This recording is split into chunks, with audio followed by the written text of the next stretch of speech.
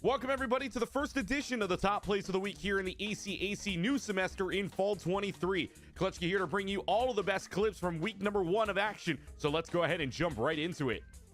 Sharks of Long Island and the Kangaroos of SUNY Canton squaring off in Super Smash Brothers, and it's the Sharks leading this one set to none with the help of my guy. Although in the second set it was DS Mario main that shows perfection, and if you don't know what I mean, just keep your eyes on the bottom of the screen. A little too flashy for my taste, as right now DS Mario main is getting the low percent advantage that we've been seeing. Again, they are a unrelenting drill, just burrowing into the stage, burrowing into any space Mono tries to claim for themselves. Up air, is it gonna be the up B? It's gonna be the finisher right there. 0 to death right there for DS Mario main. Kilo Miles and Soy on that call, not a scratch on Mario on that stock, and that leads up to a 2-0 set win for the Sharks in the first week of action. Tiffin Dragons and the Buffalo State Bengals take us to Valorant, and the Dragons get map 1 on Lotus 13-4, but our best clip does not happen until the next map on Split, where Han Solo Burger is the last one standing. But remember, Han Solo is the first to shoot, and this one doesn't miss. Yeah, now Han Solo Burger gonna have to do some craziness. Trying to isolate duels, gonna hit the first and even gets away. Seekers can go out, that's gonna make things a little tougher. Shots continuing to go through, and Han Solo Burger, he's isolated another one. 1v4, absolutely possible. The guiding light gets the confirmation, and Wheaton shooting left and right will have the read, but Han Solo Burger is the clutch king for Tiffin. Play the theme song, everyone. Well, we can't play it here because it's copyrighted. But anyways, Vincent and Rare Adam on that call there. Han Solo Burger with the 4K, and it leads up to a win for Tiffin, 2-0. Kane Cougars and the UAlbany Great Danes in Overwatch 2 action, and this game was absolutely crazy. In fact, we're going to give you 2 plays from this game, which starts off on Lijiang Tower and the Gardens. And there's a Lucio involved, so you pretty much know how this is going to go.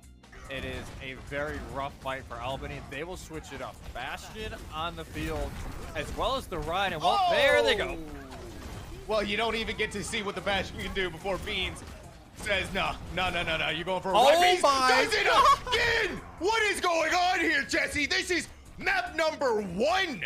I'll tell you what's going on in 4 words. Lucio Gardens top play. I mean, that's all that can be really said about it. But our second clip takes us to the next map on Nimbani, and this one involves Oh Faithful, aka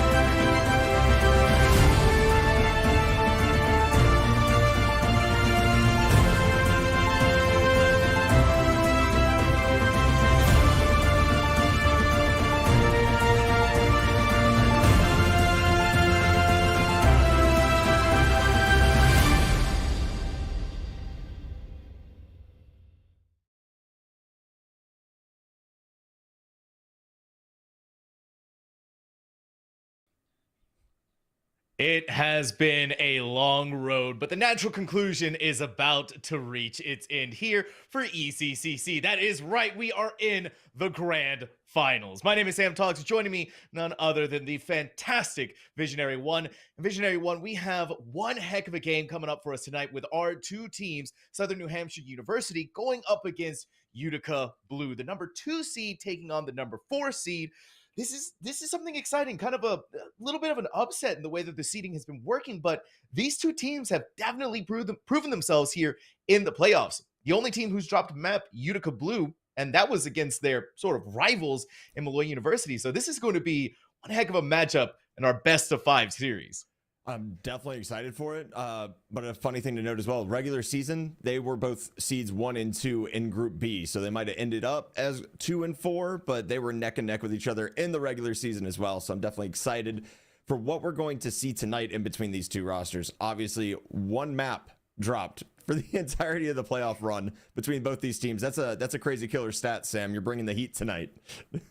Listen, you got to bring the heat, right? You got to give the grand finals the due it is deserved. But, you know, Visionary 1, of course, what is the great game of Valorant without, well, the great maps that we have to play on? And of course, with the best of 5 series, we basically get almost the entire pick, starting off with Lotus, going into Haven, then Bind, and if we need to, our final maps of Split and Ascent. So a big ringer, but of course it all starts off on Lotus. And with the way that these two teams have played out on Lotus, we've got a little bit of an idea of what they're looking at and how they're going to be playing through this. Both teams have been on here. Both teams have the necessary skills to be able to play through it. It's just who's going to come out the victor, right? Visionary 1, who's going to be able to seal the deal here and take that first map? I mean, obviously, Southern New Hampshire starting on attack on Lotus. It's a great way to start a series, right? Because like you can go 8-4 on Lotus and be like, we didn't get enough rounds on attack sometimes, just with how heavy that map can be on the attacker side. I find it interesting we're actually starting off on the 2-3 site maps as well. We're going from Lotus into Haven, so I'm going to see if we're going to see any composition differences. Are we going to see double controller potentially on Haven? Is there going to be those things that we also see here on Lotus right now? Where it's looking like, I love the Breach pick, honestly, for Anchor. That's beautiful for Utica. I think Breach is so underutilized on this map for the most part. I'm super excited to see that brought out tonight. They're also not really changing up too much of what we've seen them play out in the past couple of times that we've seen them on Lotus. The double controller, like you said, is always super interesting when you have it here for Lotus, this map, and especially considering that they're going to be on the attack.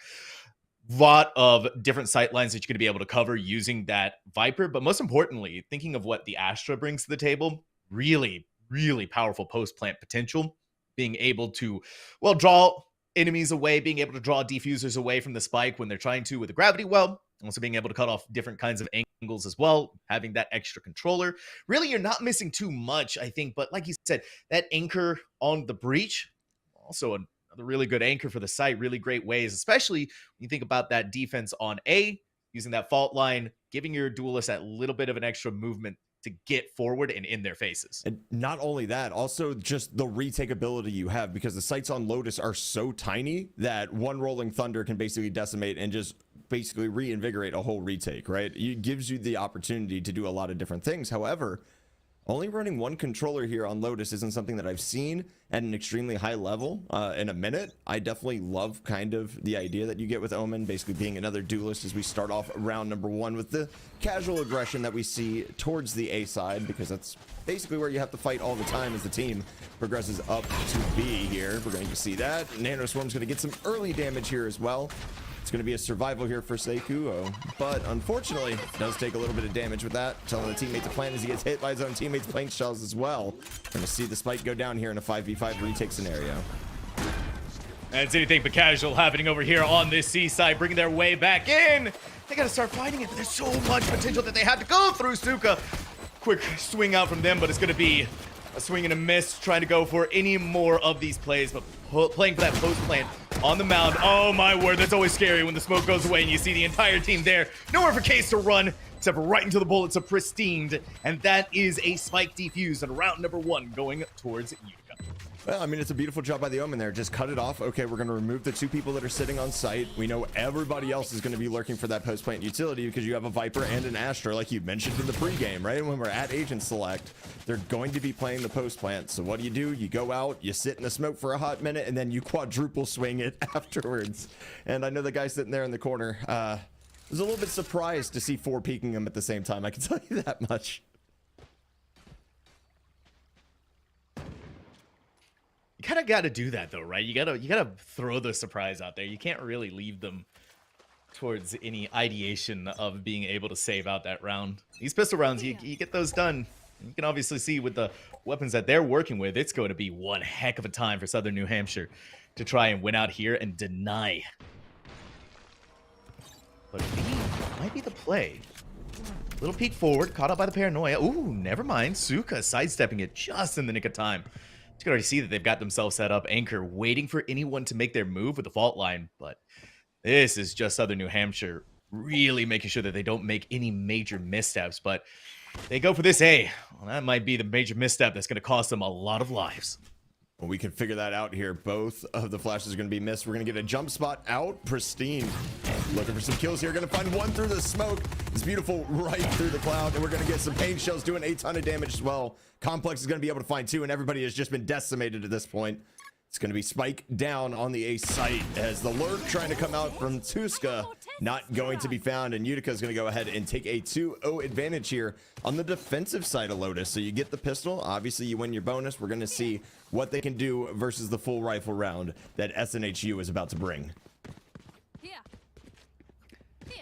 Really, honestly, it was just trying to go through that A site. The way that we saw from Pristine and Wizard to hold down that site, sorry, Complex rather, to hold down that position on Rubble, really a thing of beauty. And even more so when you consider that Pristine was just working when the Sheriff, and I say just working, it's always phenomenal when a duelist is able to do that. But now with SNHU getting guns in their hands, the script is about to be rewritten here. Certainly is. They're kind of lurking towards that site. Little jump spot going to come out again. Pressure on A and B as 3 push towards the C site.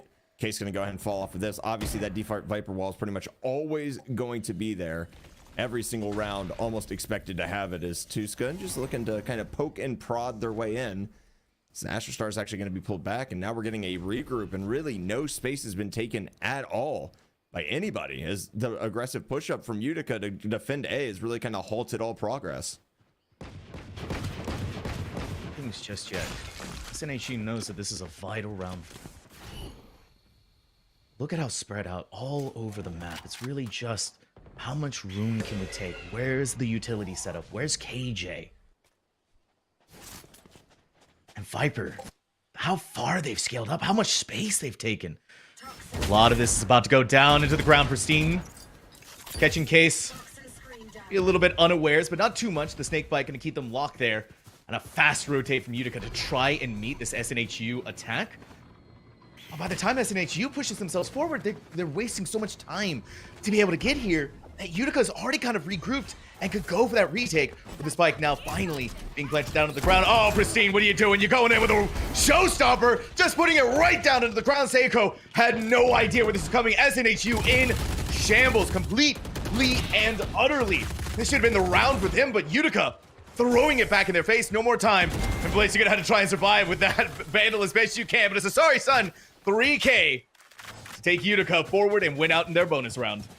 Yeah, winning out your bonus round and scooping up 5 Vandals in the process is a huge W for Utica right here. I love seeing what they did, and SNHU actually got everything right. It was the lurk, the time up, everything that came out. It just took too long. Like, the moves, the map control that they were able to take with the Viper on A, all of that was perfect. The only execution problem was they did not see how much time was left on the clock, Sam. And when that happens, I'm not saying it's a negative thing, they just have to realize that, hey, everything we did was right, the poking, the prodding, but we have to do it a little bit faster, and we have to make them commit some form of utility. So we're going to see much of the same look again, minus this time. 2 going to be lurking towards this B site. We already know that Omen's going to have the paranoia geared up if they spot anything.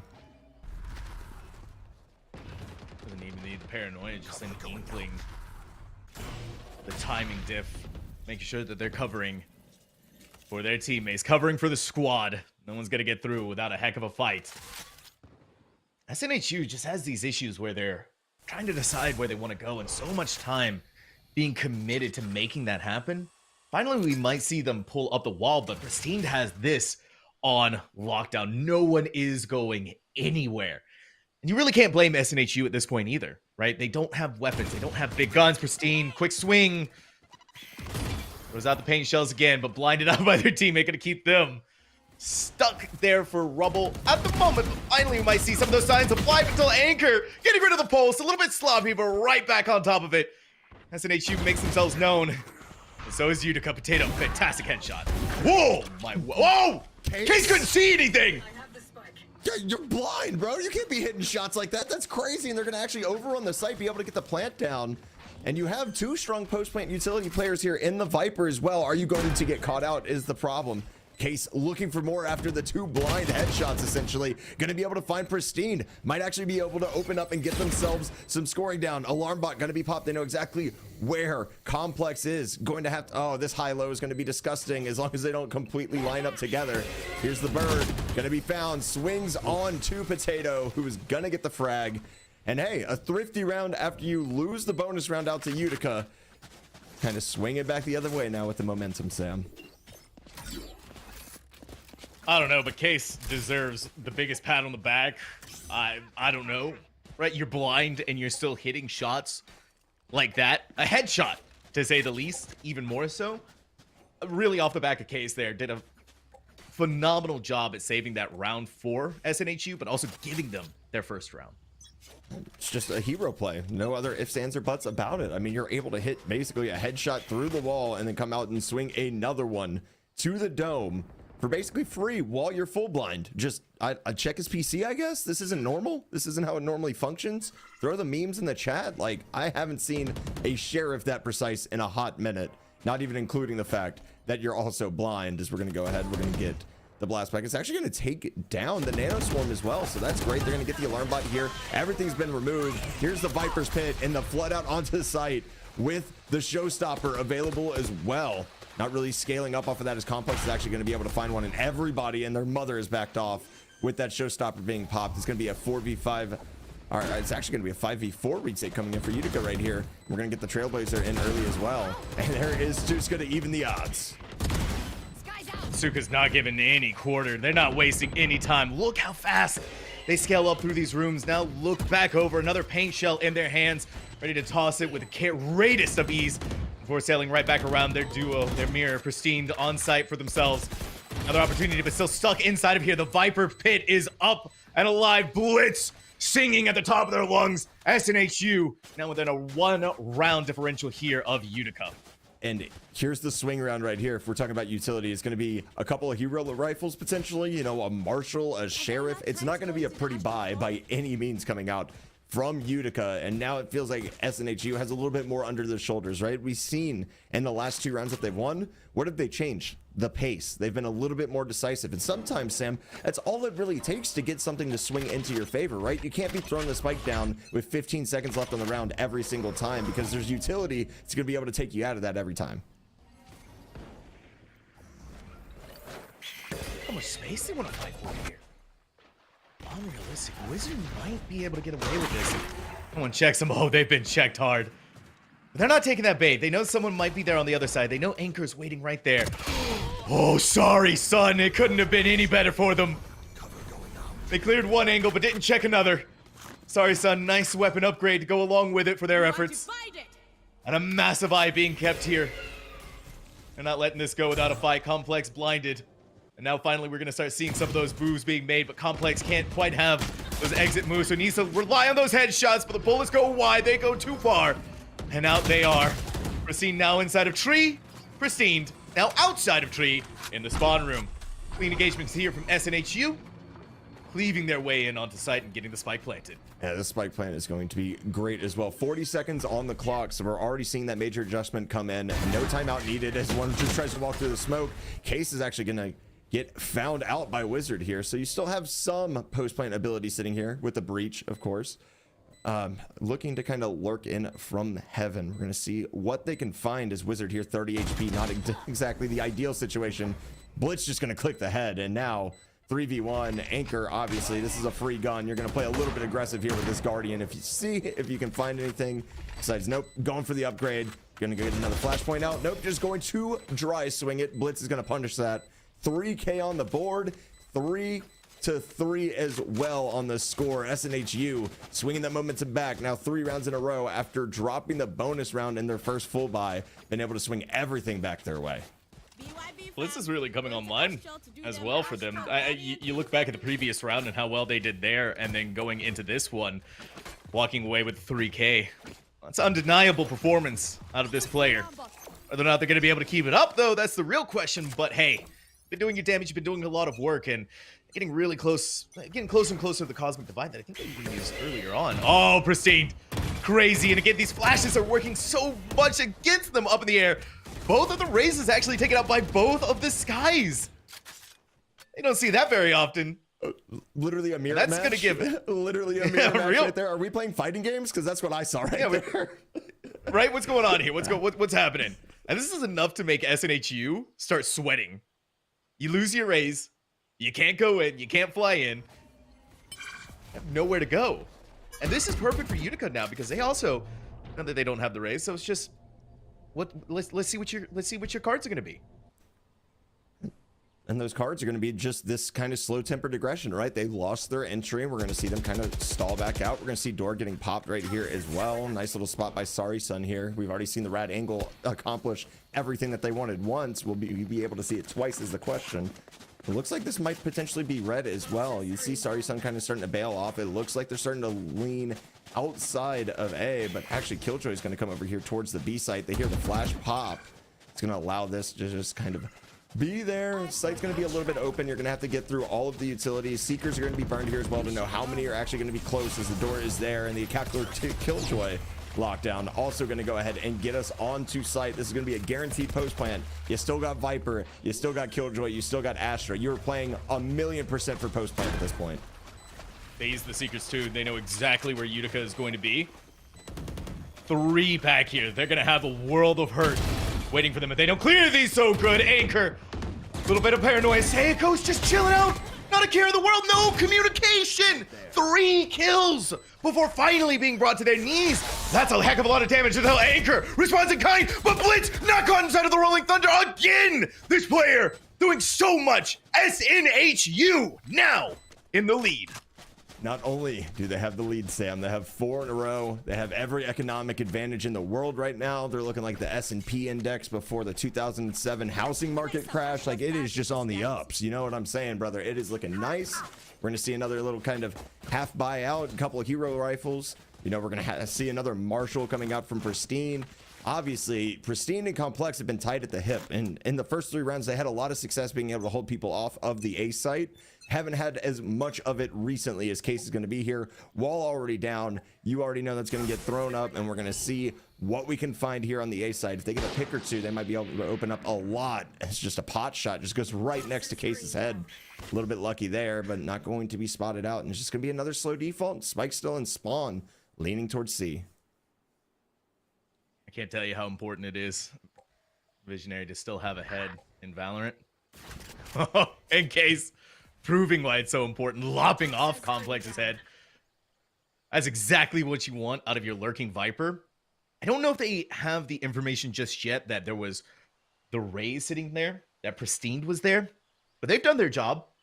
They've done enough. Now I'm back over towards the rest of the team. But they might have a duel here in mid. Yeah, that's going to be enough to scare away the Omen. Wizard, seeing all of SNHU, needs to back away, use the Swarm Grenade. Popped, I think, a little too early, though. And in an awkward position where they're not really going to deny any presence from SNHU. And they go. Quick satchel charge, a fault line. Wizard just has to give it up. There's no chance. And Sorry Sun's body is going to be the proof of that. Yeah, I mean, Pristine's going to be here on the flank. They're obviously going to spot him due to this alarm bot, but going to take down Blitz. That's going to be Spike Plants are killed. Also get one to swing here. You have an opportunity. Case down to some health. Going to go ahead and pop that off. The Showstopper is actually going to miss everything under the sun as well. I don't know how that happened. Plant looks like it's about to go down. Case is going to get the headshot. Pristine, fortunately not able to land it. That's going to end the round. You don't even need the Spike Plant, even though it did went down. They were just able to go ahead and collapse on the rest of the retake. SNHU is operating at another level right now. Case is at 10-4. Right, this Viper and these lurk plays are gathering so much. It's either they gather information, or plainly enough, they're gathering kills. Yeah, little column A, little column B, brother. Getting a little bit of both going on, you know? It's like, hey, I'm going to get some frags. I'm also going to get everything else under the sun as they do get hit by the guiding light. It's not going to really mean much here. So again, this C site is just looking like SNHU's like just key focus right now because they every single time they've been able to do it. C site's actually one of the easiest to play post plan on because you do have Mound kind of protecting you. As long as you're able to take the space, make sure you don't get flanked. It's actually really easy to kind of get that post plan off. And obviously, Trailblazer's going to be destroyed. Potato here might have the timing. Oh my. And How did they get around that turret? Oh, wait, behind them. Behind them. Oh, no, sorry, son. Had that kill come through, Potato would have been taken out. Yeah, it would have been one less problem here for Utica, but if they take that swing, they better be ready for it. On the other side of that, SNHU is all there. Potato filled up with health. You can hear all of the footsteps. They're ready to go. SNHU has been playing so patiently. They've been playing so reservedly, but now the ripcord is being pulled. They're done with the whole waiting around business. In goes Suka, the double satchel into the showstopper. Blinded, doesn't know anything. Complex playing it perfectly. Another opportunity here for them maybe to be able to pick up more kills, but this defense from this one player alone is doing so much again for Utica. The numbers are even back out, but instead of trying to go for A, it's now time to make that mad dash over to B that's being scouted out by this Viper. Case. Sorry, son. I like the TP. Gonna be found, though, by Sasko. Gonna go ahead and get rid of that. We're gonna get the Seekers popped as well, so they're gonna flood in onto the site. It's gonna be a 3v4 retake right now for Utica. It's going to be very difficult to go ahead and go through. Also, you have to decide, this is your buy round. You're going to have to save if you lose again. Is it worth burning the lockdown right now? It's the other question that they're going to have to ask themselves. Is honestly, the spike just ticking down. You're going to go ahead. You are going to, in fact, hit this right now, as you see Case trying to kind of lurk around the swing. Going to be able to get that, but not going to be able to take down the Killjoy. All that space going to be freed up. They're going to hop on the defuse right now. Actually, Blitz is going to get caught out. Potato just has to run this down. I don't even know if they have enough time. Going to be able to find Complex, but doesn't have enough. And a well-timed ultimate. It's going to be everything that Utica needed right there. It's exactly what the doctor ordered.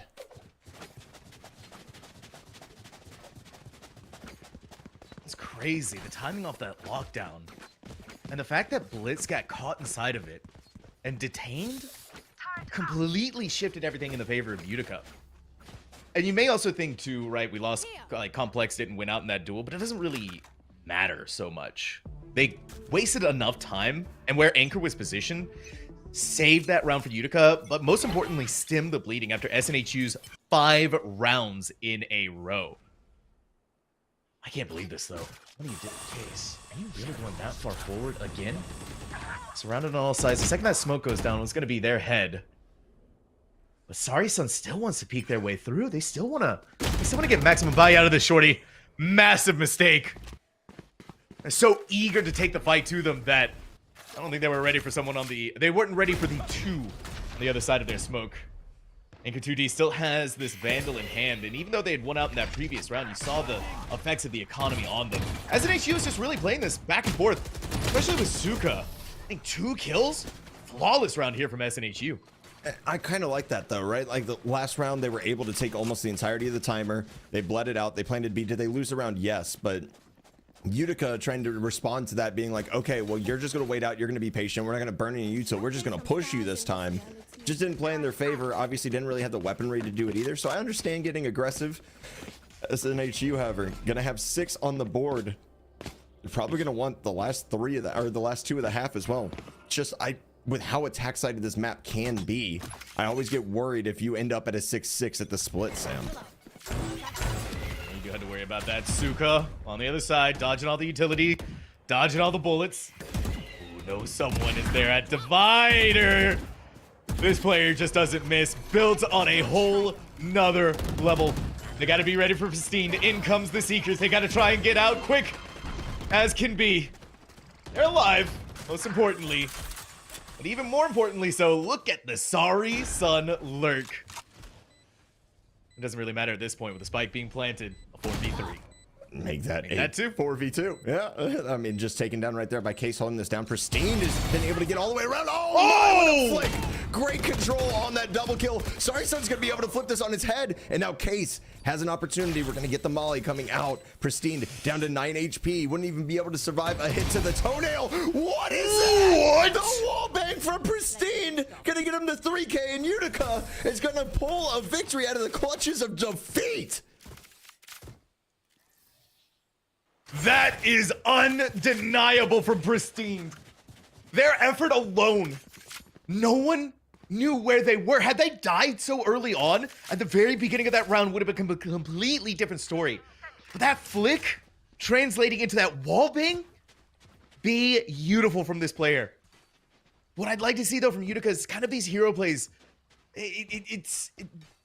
these hero plays are great and all, but that's kind of what led them into these 5 rounds in a row for SNHU. They gotta try and stop that. They gotta try and pull this back for themselves. And Case is really determined not to get caught out by these flashbangs anymore. They do not want that to happen. Pristine, emboldened by the previous round. Look how much they want to push up. Look how much they want to take the fight to Case. But they are still being respectful. They are not overheating. And they're not going to take too many chances. Neither is Sorry Sun here. They're prepped to go with the paranoia. But again, not pushing out. They've had to have learned their lesson by now. With how much poking and prodding Utica really does, you have to hold your ground. You just have to be able to sit there and kind of wait and just be patient, as we're going to see the orb grabbed up by Case. The early swing, the Bulldog going to get a kill here for Sorry Sun as well as they scamper out. Potato now kind of lurking around.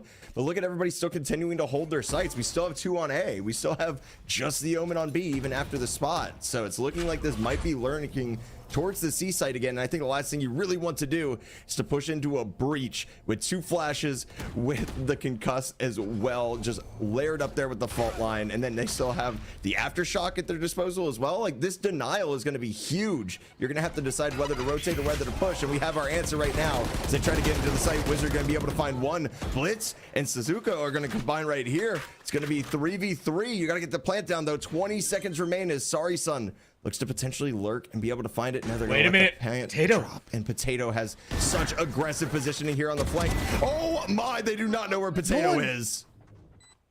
Oh, but Complex does now though. They got to take this fight though. There's nothing left to go on here. There's no other half. But Potato, they knew what was coming. SNHU taking this first half 7-5. But my goodness gracious, what a grand finals this is already looking to be here on the first map of Lotus. Both of these teams bringing everything they have to form and to bear for us all to witness. Visionary 1. And it's just the first half of the first map. Would you expect anything less from the ECC? I'm just going to ask questions here, bro. Like, I wouldn't expect anything less from these teams. Like, they were number 1 and 2 in their groups for a reason. They're coming in as the 2 and 4 seed. They got the benefit of the doubt playing on the opposite sides of the bracket, so they get to meet again. I love what I'm seeing right now out of kind of the double controller, because I also think that's going to play very well into defense here as well. So SNHU, I think, going to be a little bit more defensive sided comp. They were still able to get 7. Utica here just going to be basically rushed down. We got paranoias, we got fault lines, we got everything that we can possibly want to use for the offensive half. I'm excited to see how this is going to play out with the obvious kind of default just happening here on the pistol round, trying to get the feels, trying to feel everything out as an orb is secured on B site and not much else is found. They're going all over the place too, and Utica thinks that A is going to be the answer to their problems. Tree is already being swarmed all over, and Seiko is not wanting to have any of that going on here.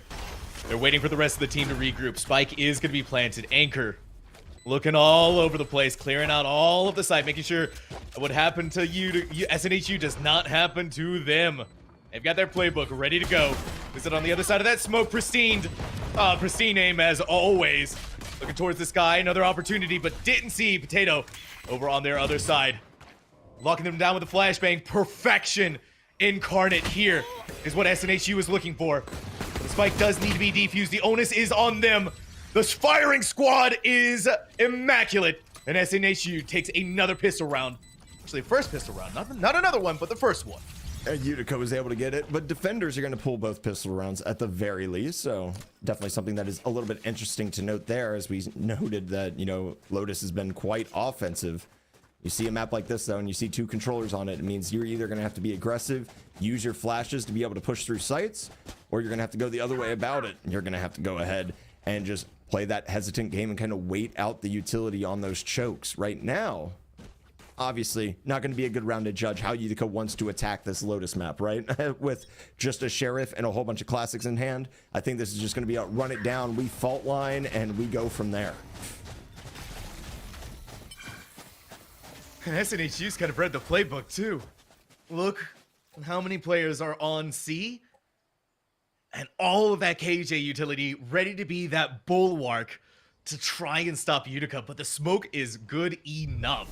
You gonna let your KJ ping forward? You gonna make Wizard do that? They want to use the swarm grenade to try and activate the other swarm grenade. Kind of works out in its favor. It's still Utica stuck like molasses. They're kind of trapped with their own lack of confidence because of the weapons that they have in their hands. Yeah, it's a lack of confidence, but also you hear KJ and you have pistols. I mean, you're gonna already take turret damage. Everything else that entails, not being able to pull down an alarm bot either, it's gonna be pretty big. And it looks like they're trying to be quiet. You know, hit the door, maybe go for a re-hit here. I don't think it's a terrible decision with all of these stars that are here as well. And it's gonna be a flood. We're gonna have a little bit of vulnerability going on for a bunch of members of Utica right now, but they are able to go ahead and get on site here. They're able to get the plant down. It's gonna be Anchor planting safe here, so they're not planting for mound. They're going to take the fight to SNHU on this retake attempt. Yeah, they're making sure that this doesn't happen, that go around. Beautiful layering of utility. But oh my god, Suka! Blasting Utica away. Pristine gets a Guardian, but what are you going to do with that Guardian against 3 players from SNHU? They need to be precise headshots, every single one of them. When SNHU put on the bullet barrier, oh, whizzing right by their heads. SNHU, an anti-eco round going in their favor, only suffering 2 casualties.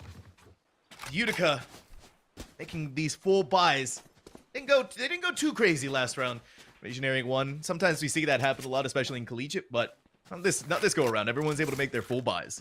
Yeah, and that's what I love to see, right? We had a hero sheriff and we had classics all the way down, making sure we're going to get full utility because we know they're on a bonus. We're going to get full shields. We're going to be able to go ahead and push the pace. So I'm expecting Utica to come out and be aggressive here, and it's looking like we're going to get a fault line right off the rip behind Pristine. We've obviously seen the Sky and the Rays kind of tight at the hip on both sides of the map. Is Sausko going to get an opening kill here?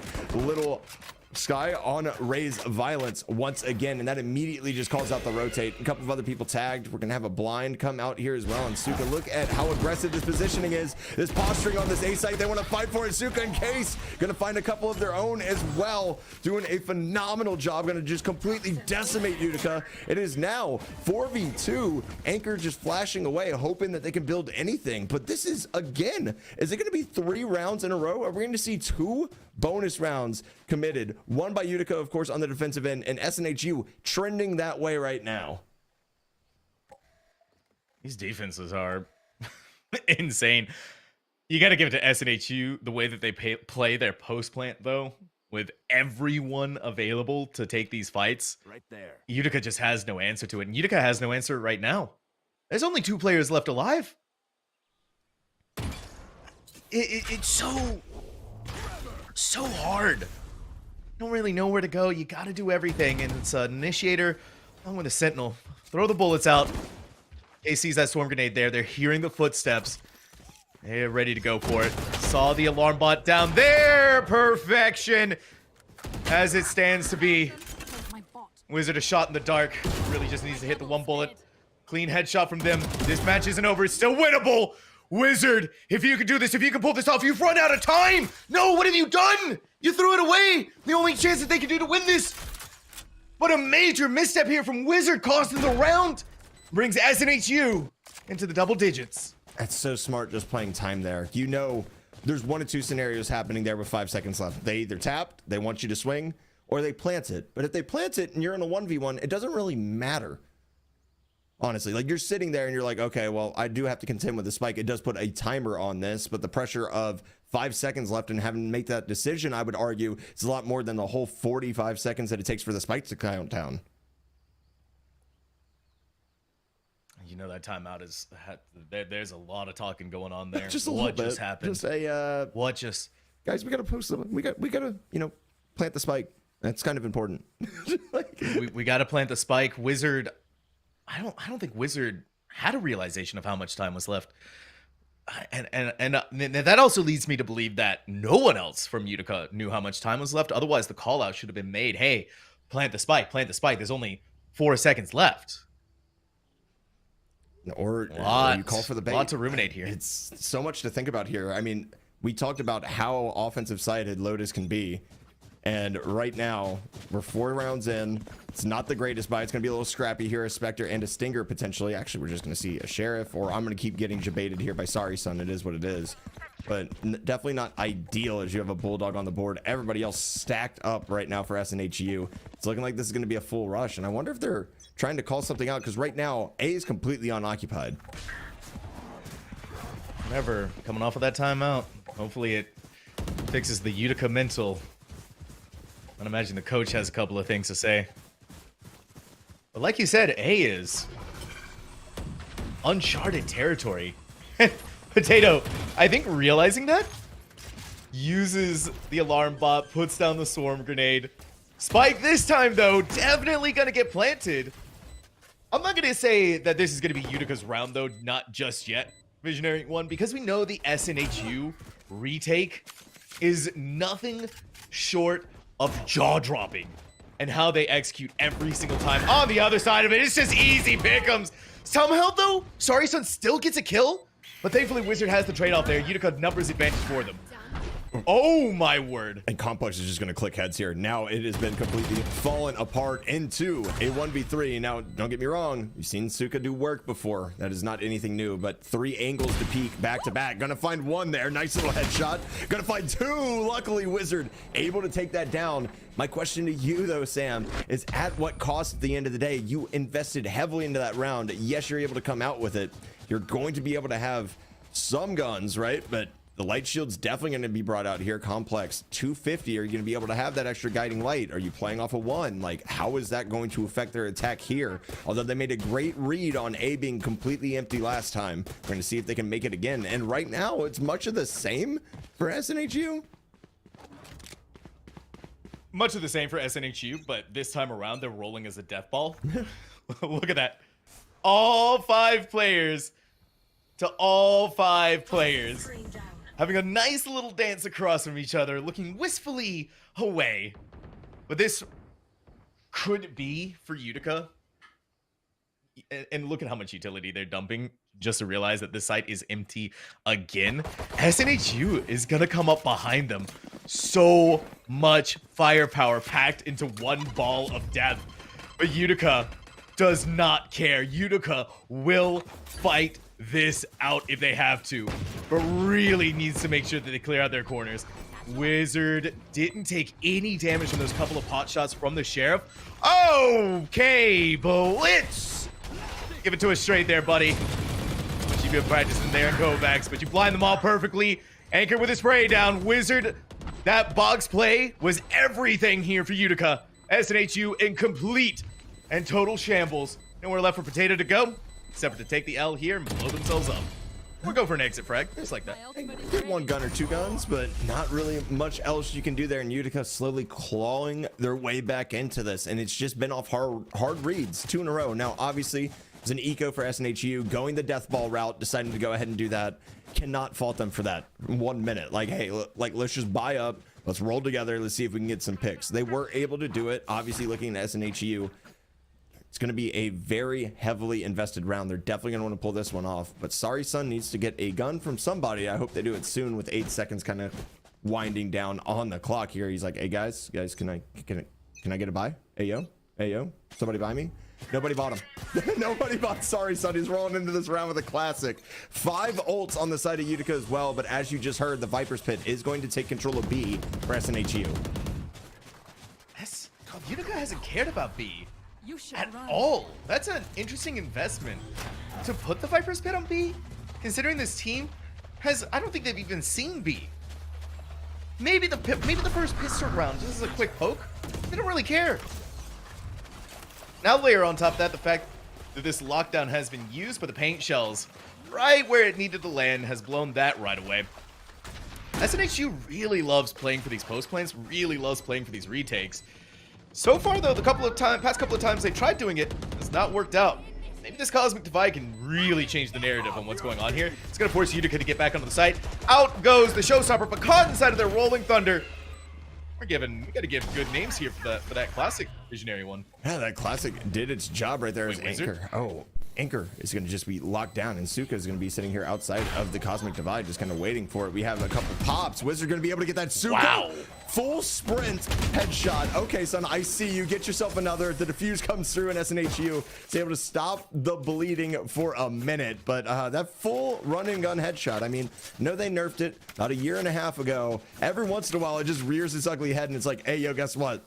RNG still exists in this game, and your face just got clicked off.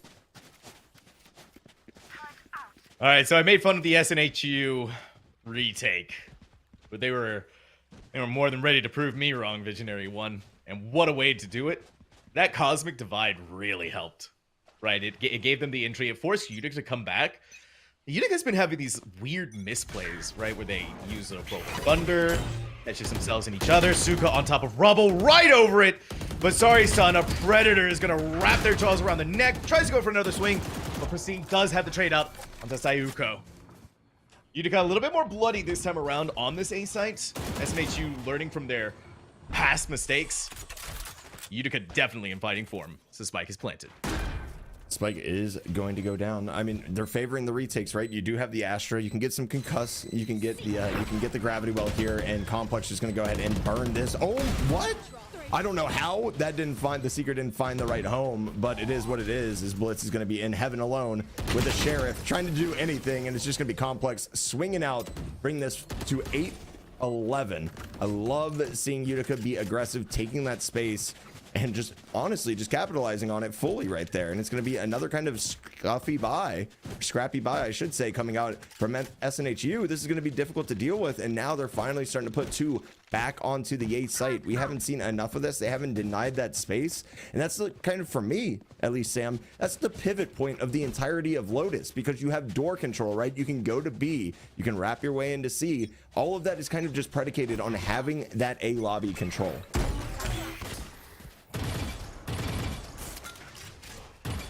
I love this, Pristine.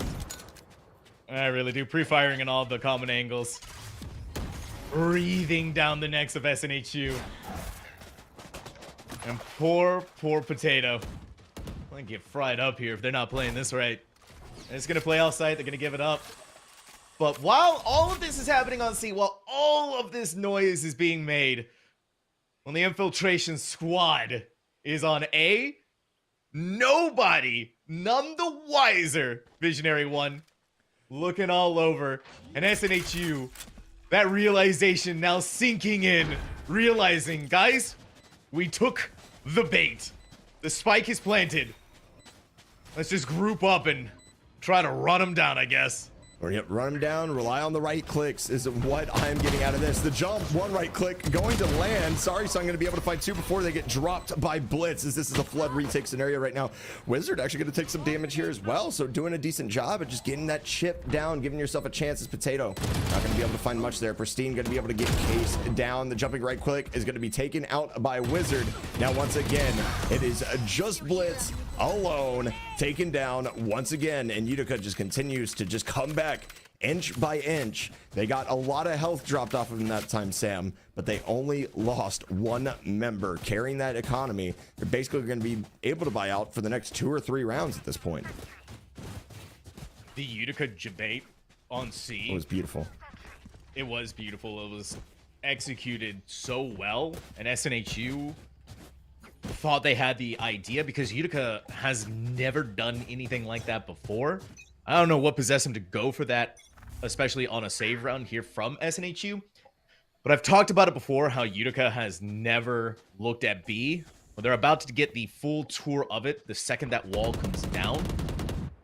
They're going to make a lot of noise too. So Case knows something's going to happen here, but they don't have any utility. There's no snake bites to slow the Utica roll. Scout destroyed. They're really going to be banking off of just pure aim, pure skill. Good news is, don't need to worry about that. It's that A hit coming once again. Not really surprised there. Luckily enough, 2 people still kind of stationed over here, just jump spots out and about. There's going to be the guiding light. It's going to be able to find 1, but they don't know how many are here. Obviously, though, you commit the fault line, you expect the hit to start coming, and there is the smoke out into stairs. Although, Nice little Viper Poison Orb right there. Going to kind of just slow everything down. Asuka looks to slow down a few more people with some paint shells. This is going to be a flood retake. Here's one in. It's going to be Pristine just getting absolutely demolished by the Showstopper. Some raise on raise violence and another plant going down. Only the Seeker is going to be used here as Anchor's able to find another one. Has to retreat away from these. Pristine going to be able to find one. Potato taking another down as this flood retake is happening so fast. Asuka going to be able to find another there. Shot's gonna be found by Pristine. 3 kills on the board, and it's just Potato left alone in this. Gonna be able to pick off another, but gets taken down from heaven. Pristine with the 4K tosses the paint shells into spawn, hoping to get that damage when they spawn in. Unfortunately, the game doesn't work like that. But 10 to 11, both teams on double digits, and now Case deciding to talk to his roster as well. You have to. With the role that Utica has been having, there's got to be some discussion here. What's going on with this defense? And I think for SNHU, they're just giving it up too quickly. They're giving up sight with very little defense. They tried to do it this go around, but Suka was just overwhelmed. They got showstoppered, and then everything else was just a domino effect afterwards that SNHU just can never really recover from. So there needs to be a big discussion happening right now. What are the kind of buys that we want to make? Suka, get rid of the Vandal. We need to make sure that we're going to go into the next round, into match point with weapons in hand. We do not want Utica to get to that 12th round and we're struggling with our buy. So we'll give up this round. We go into the next one with weapons, with utility more importantly, because they didn't have utility in the last round. Then they get into match point and at least they've secured themselves in overtime. I mean, that's the idea. You're definitely playing for 11 here, as we're going to see 5 sheriffs. And obviously, like all the strategy, you're not talking about what you're doing on this save round here. You're talking about the eco, and you're talking about what you're going to do on your next round, which should be a full buy. However, looking at Blitz's economy, right? I know you have the max loss bonus right now, but with 1,500, if you don't get a kill here or there, that might be a little bit difficult to go ahead and full buy, have full stars and everything else added to that, as well as it looks like the C site is just going to be overran by just about everybody right here from Utica. They're planning on pushing this heavy. They're going to see, of course, the KJ utility might be able to delay them just a tad, but it's not going to be enough here. Zanker going to be popped by the alarm bot, but nothing else to follow that up. So everything is going to be there. There is a free site once again, and here is the spike plant with 3 members currently on flank. They're going to decide to come through door, or they're going to go mound. I think is going to be the big question that I have as we see everybody starting to kind of posture for this retake. And there's that peek out of door. It's actually going to be Potato finding Wizard to start us off as Pristine gets the trade back. And Complex not slowing down what Utica is putting out. SNHU, that boom bot is going to go up in the air. Just start firing through it. Sorry, son. They know they can do it. They know they're going to get it all.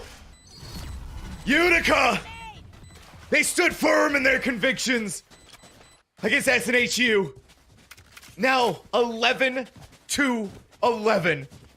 Both of these teams giving it all they've got on map 1. You want to make sure that you put your mark early on in these grand finals. Give yourself a little bit of a buffer. Sure, this may be a best of 5, but you want to have the mentals as strong as they can be. What better way to do that than by winning on map 1? Yeah, absolutely. But Sam, I mean, 11-11, I guess it's time for us to make a wish, and I just hope we get Valorant that's as good as this the rest of the way. This has been a master class by both teams. My thing here is, okay, we saw the guiding light, right? We have 2 members on C. I like to see that, but look at their postures already kind of ready to kind of skedaddle back and to link. And like, you lost so many post plants because it's so hard to contend with breach and everything else that you have to deal with. 4 flashes on the board right now for Utica. It's just a giant pain to be able to retake against all of that utility that's being brought. We also obviously going to go ahead and see the flash come out. It's going to be the push in. It's going to be a lot of free real estate here, and a couple are going to get kind of polished off a little bit by the nano swarms, but plant is going to go down, and we're playing for an entire retake once again. It's like I'm watching a movie that has the same script. I am watching sequel after sequel as Bertine and Sari going to combine to already take down 3 on this retake. Utica knows what SNHU loves to do. Oh, and SNHU, Seiyuko, and Suka. The command executive decision has been made. Save our guns. Utica has made a run through of Lotus in almost all of its entirety. And is going to put themselves now here onto match point. The first map of these grand finals, these best of fives. Nerves of steel this team is made of. Gonna try and hunt down the final 2 players, but there's not gonna be a shot in hell. I don't think so anyways. No, we're good, we're good. Utica, 1 more to go. 1 more time. And they've also ripped off 5 rounds in a row, just like we saw SNHU do on their attack side as well. So this has been basically almost a mirror image. The big difference right now is we have to have SNHU round 24. Are you going to be able to pull this off with a Bulldog, a Guardian, a couple Vandals, and Light Shields on 3 members? Or is it going to be Utica coming back from the trenches? And like I said, you kind of won 8 on offense when you're on this map. That 7-5 might be the downfall of not being able to pull. That last one is Pristine, just looking hard to enter once again. They literally do not care. They are just pushing the site going, okay, well, we know SNHU is not going to decide to put any pressure on us. So what do? We take the site, we get the plant, and we continue to kill the post plants. How, it's like, I don't understand how you continue to let this happen and not just fight.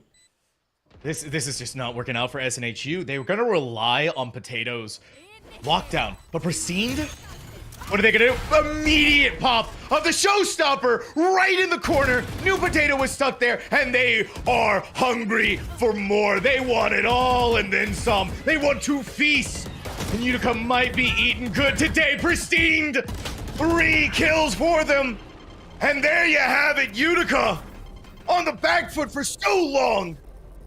They're gonna take map 1, 13-11 against SNHU. And Visionary 1, I didn't think was going to be possible with how down bad they were in that first half.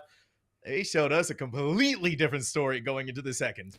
I mean, they certainly did. And it wasn't like they were down too bad. It's just Lotus is really hard to defend on, to be honest with you, Sam. And looking at the game in general, how do you not make an adjustment on defense if you're SNHU there? Like, I'm not going to sit here and call anybody out, but like, obviously you played post plant for the majority of that, and after they ripped off 5 rounds in a row, I'm like, hey, you guys have double controller, like take care of the spawn points, try to gain some pressure up, like maybe you smoke off or throw the one way on the top of C, just slow down those pushes a bit. But it seemed like it was all too free for Utica in the last half, I should say, or that last quarter of the game, or the last half of their attacking half, to be able to swing that, just gather all that momentum and just force SNHU to quite literally play retake on every single round. The SNHU defense, and looking at past maps as well for when this team did play on Lotus, this was always the map that came really close for them. So I'm kind of excited to see what happens when they play on the rest of the maps. I don't know if their Lotus was something that they were very confident in.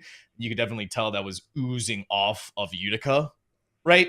It took them a little while. Maybe they also needed to get a little bit warm in that first half. Obviously, in that second half, it was they knew exactly what they wanted to do every single time. But we're going to take a small break here, Visionary 1. Everyone, don't go anywhere. We're going to be back because this best of 5 grand finals here for ECC are only just heating up.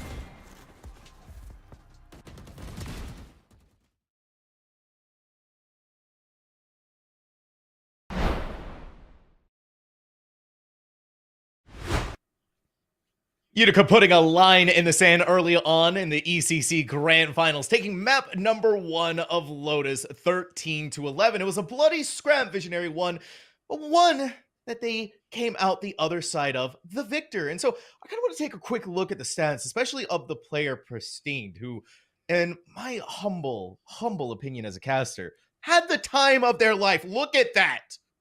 I mean, 347 ACS, 28 elims, 5 first bloods. Actually wasn't the highest mount on his team. His Omen had 6. So funny enough, 5 assists as well. Obviously the paint shells landing. We actually looked quite a bit at it with Sorry Sun as well. I mean, 11 first bloods. That kind of just goes to show how willing SNHU was to give up sites, right? If you're going to have 11 first bloods on one side between 2 players, it means either they're extremely effectively taking space, lurking well, or you're giving up sight and just allowing them to kind of progress on. So definitely love seeing that out from Pristine. 347 ACS in a grand final is crazy. And this is only map 1. Like, can we rely on this for the rest of the time for Utica? Do you think he's going to continue popping off, Sam, or is he going to cool off? We might see SNHU be able to regain some territory for the most part. Yeah, they're going to have to break the banks here of Utica. SNHU struggled massively on their defense, and you mentioned it a little earlier. They gave up the site so quickly. There was basically no defense from them. There was no ways of them slowing down the roll and regrouping back together. And I think that one time where they got thrown off the scent to rotate over towards C was actually happening on A. I don't think SNHU wanted that to happen again, but by doing so, cost them that map number 1. But hey, that's behind us. Visionary 1. It's a whole new map. It's a whole new team. It's a whole new us. Just kidding. It's the same players, same casters. But already, SNHU in this agent select, right away, completely locked in. The thing that draws my eye, though, is Sayako back on that Astra. Usually we see Omens here for Haven. This go around, they're very comfortable on this Astra. They're very, they enjoy this agent quite a lot. And even with all the nerfs that have happened to Astra, obviously she was overpowered in the gravity well, popping every 20 seconds, and you had 5 stars, and you could really use that to your advantage earlier on. I really want to say that, like, overall, I kind of still think they're interchangeable, right? For the most part, in my opinion, you get the actual aggression, you get the paranoia, you get the ability to get on site with Omen better, right? But you have the ability to play post plant a little bit harder with Astra. So I still think they're moderately interchangeable. Both have 2 smokes that basically regenerate, right? Because you have 4 stars during the round. So I think at the end of the day, it's kind of a trade-off. The rest of this is just going to be stock, basically what we see on every single Haven map. We're going to see Case switching over to Breach, which they were on the Viper last round for the double controller setup that SNHU ran. Doesn't really surprise me at all. You typically have a player that will end up flexing that Viper that plays something else, and it's just going to be chalked the rest of the way. You're going to see your Silver, you're going to see your Jet, you're going to see your KJ. Haven's been out since, what, basically when Valorant dropped, so I'm not surprised to see kind of the same compositions being run. For SNHU, it's basically every player switching up their role, except for Potato, who's sticking with KJ. All right, they're a KJ main. They know what they're best at, and they know what they like to play. Utica Blue, on the other hand, everyone playing the exact same thing, and the only difference we have is Pristine on the Jet, which for Haven, if you're not picking Jet, well, let's be real here, right? You're kind of throwing. Like, I don't want to say that, right? But you know, you're kind of throwing. Yeah, I mean, we had the chamber meta for a while where Neon was actually the most run duelist on this map. You know, I was like, those are the dark days. I mean, as somebody who played chamber, I would say those are the best days of all time. But I mean, oh, you're a bad person. You're bad person. Hey, look, my brother, I'm going to tell you right now, it's not a full-on exploit, but if they're going to overtune somebody, I may use that person and abuse it. I am just saying. All right, like, that's the developer's fault. That's not mine. All right, I'm just taking advantage of something that's in the game. As we're going to see the early Omen smoke as well, and look at all this space being taken on A. Although nobody really pushed out a spawn just yet. A little bit of feeling out going on by the Jet on C here for SNHU. Excited to see if they're going to go ahead and bring that out with a double stack in garage. This is kind of an odd defensive setup, but if they're able to go ahead and call this out, it might work out for them. Regardless, map number 2 here of Haven. SNHU on the attack. Utica defending against this team that had a pretty good showing on Lotus. We're seeing a lot of similarities out of already with the way that SNHU plays on their attack. Very, very methodical, very, very patient until the Utility starts being dumped. How far forward has Utica pushed and is gaining them so much out of it on the other side? Complex needs to isolate these, but Pristine from Sewers is playing Kovacs at this point. Potato can't even see their death coming to them because guess what? It's right up from behind them. Pristine's already with a 3K in this pistol round. Utica, that's a pistol round defense again from them. That's a beautiful pistol round defense. And you know, the thing that concerns me the most with that, just in general, is the fact that you had Jet lurking out C. You did not see anything at all. And you didn't commit anything to actually seeing whether that were the case or not. We heard, of course, KJ, they heard the turret over there in garage. Doesn't mean that C long is completely, you know, null and void, but you don't even try to feel that out. You just push A, where you had the smoke there initially as well. So that possibility of that lurk from the Omen and then pushing up like that was there the entirety of the time. And you don't even give yourself the benefit of the doubt to check out C, which kind of just makes me wonder if you're going to play this slow progressive play style. I feel like you have to make sure that all ends are covered before you decide to go ahead and make that decision.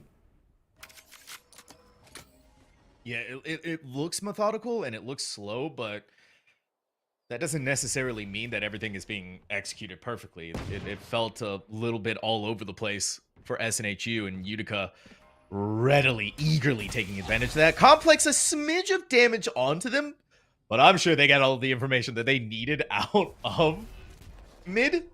In comes the smoke. Again, SNHU just gives so much opportunity here for Utica to come by, to set up. There's utility, there's an alarm bot right at their feet. And this is just going to be good enough to scare them away. They even committed one of the stars to try and cut off angles. Sorry Sun is gonna back away, gonna play with the team, gonna make sure that nothing happens here because they've already got the smoke ready to go. One recon dart, but Wizards, the corner, the Sorry Sun, the meat grinder. It's Utica, full speed ahead. Potato, full speed dead, everyone. Oh my goodness. It's a beautiful 2K right there. Again, has to go ahead and kind of fake the plant. Trailblazer is going to be shot out. You're going to go ahead and swing this 12 HP. You got to land the shot on the head. You're not going to find it. Pristine going to find their 4th kill in 2 rounds. Grab a Spectre as well. Swing this up to 2-0 right now on the defensive end. And I think the real hedge point here, honestly, Sam, we saw both teams able to win a bonus round in the last map on Haven. Do we think that's going to be the case? Because if Utica can do that and continue to roll this momentum, I would be terrified if I was SNHU. I'd be terrified too. The Utica defense on Lotus kind of crumpled. There wasn't really anything they could do after a while. SNHU's attack was so perfect. Oh, they're just... Pristine has the world in their hands! There was so much they could have done there, but they backed away. SNHU, so much space given. And Case is having the time of their life. Sorry, son. There's nothing left. Your team is gone, and you definitely don't want to be joining them there. It was almost such good layering of utility there. Had the shots landed where it needed to go. Utica collapses. SNHU, go for that re-hit on C through garage. I mean, you're completely right, though. The utility was perfect. The shots, unfortunately, weren't. And Sorry Sun going to go ahead and go back. Has been able to secure themselves a Vandal, but going to get dropped for that. And Wizard, I just want to tell you, sir, that I wish you luck, because a retake with a shorty from long, probably not the best option. You're going to be able to potentially get a gun here. I don't think so, because it was picked up. So we're going to get an Ares out of it. Okay. And we're going to get swung by Suka, who's going to be able to take down Wizard. SNHU takes advantage of the space that was afforded, somehow gets out with their lives on the initial utility, and makes this 2-1.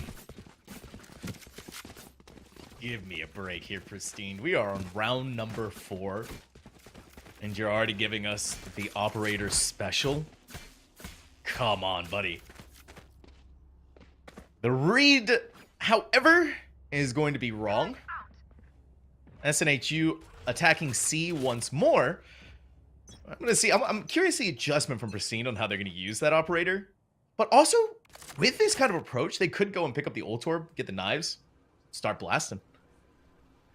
Love the Always Sunny reference right there as well. You know, so anyway, I started blasting, especially with the smoke being there. That's basically a free orb for you if you want it. They're going to decide not to push. As soon as that fault line comes in, the dash and splash, everything is there. But Sorry Sun's going to be able to find 2. Make that 3. Are you kidding? kidding me? You have to be able to shoot that angle. Sorry Son has 4 now, looking for the ace, and all he did was hide right behind his own smoke. That's ridiculous. I love that mid-side smoke. Could go for it. Paranoia is there. Shots. It could get it. But he does. The ace from Sorry Son gonna give Utica their 3rd, and they're able to rectify after losing the bonus. Sorry Son says, hey, by the way, I'm gonna take this in my own hands. 9-3-3 through 4 rounds. Remember, this was the player that got 6 first bloods, and say whatever you want, right? I don't care how you're playing your controller, whether it's defensively. The fact that you can get 6 first bloods is a unreal performance. Right, it is insane. And Sorry Son continuing to show us what can be done on this Omen. But it really is just coming down to also too, they're landing some insane shots. Oh, and Pristine. Oh, that guiding light. I know they're hiding out there on the other side. Blitz, if you're gonna take this, if you're gonna peek this angle, you better be ready for a world of hurt, my friend. You can tell they're jiggling it. They want to go for it.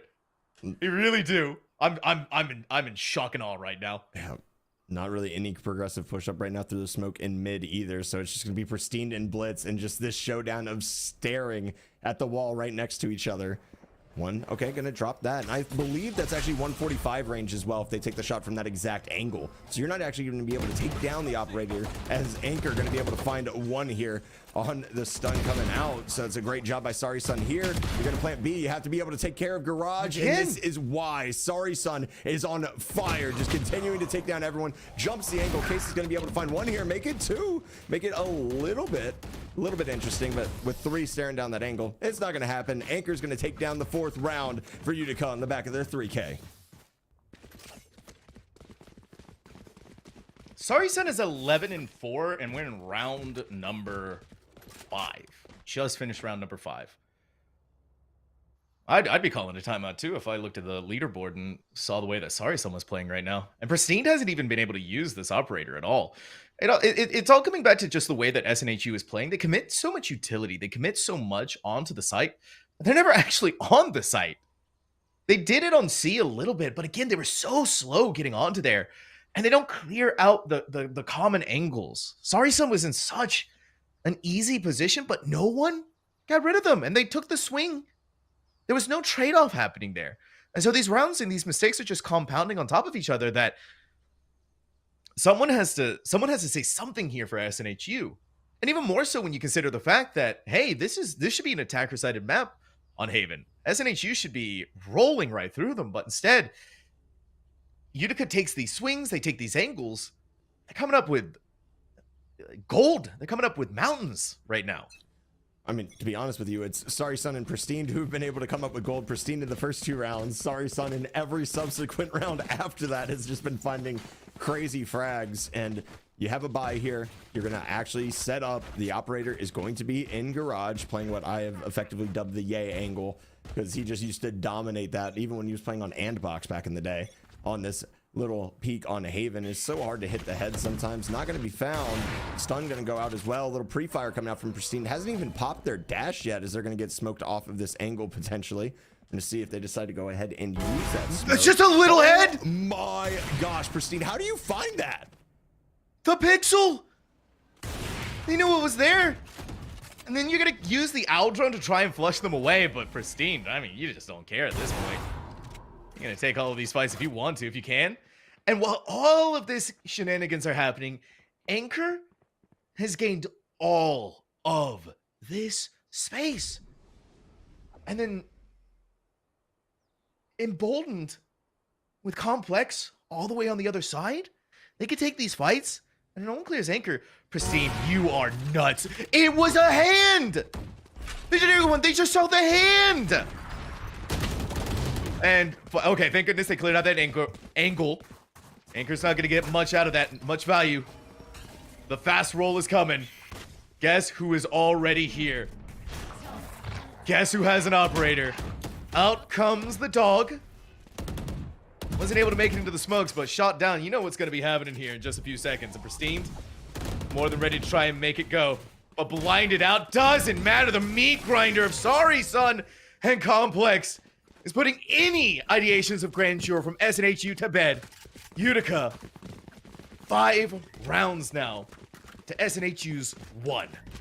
And the only one that they won is the one that if you were to play Valorant on paper, right? That's the round that you're supposed to win.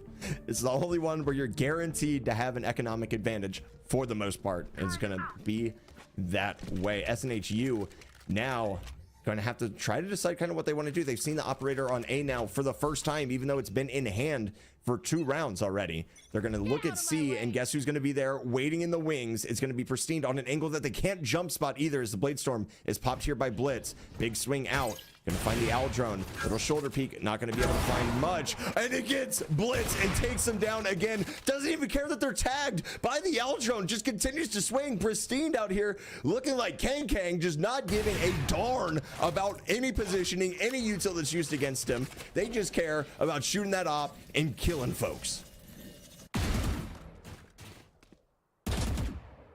Then you have the assassin Sorry Son, just walking up daintily without a care in the world, ripping everyone in half. Utica is on fire, and everyone from SNHU is getting burned. 6 rounds now. They've at the very least secured their half. And SNHU has no idea how to handle this team. None whatsoever. And this almost feels like a continuation just off kind of, we saw all the space being given up on defense.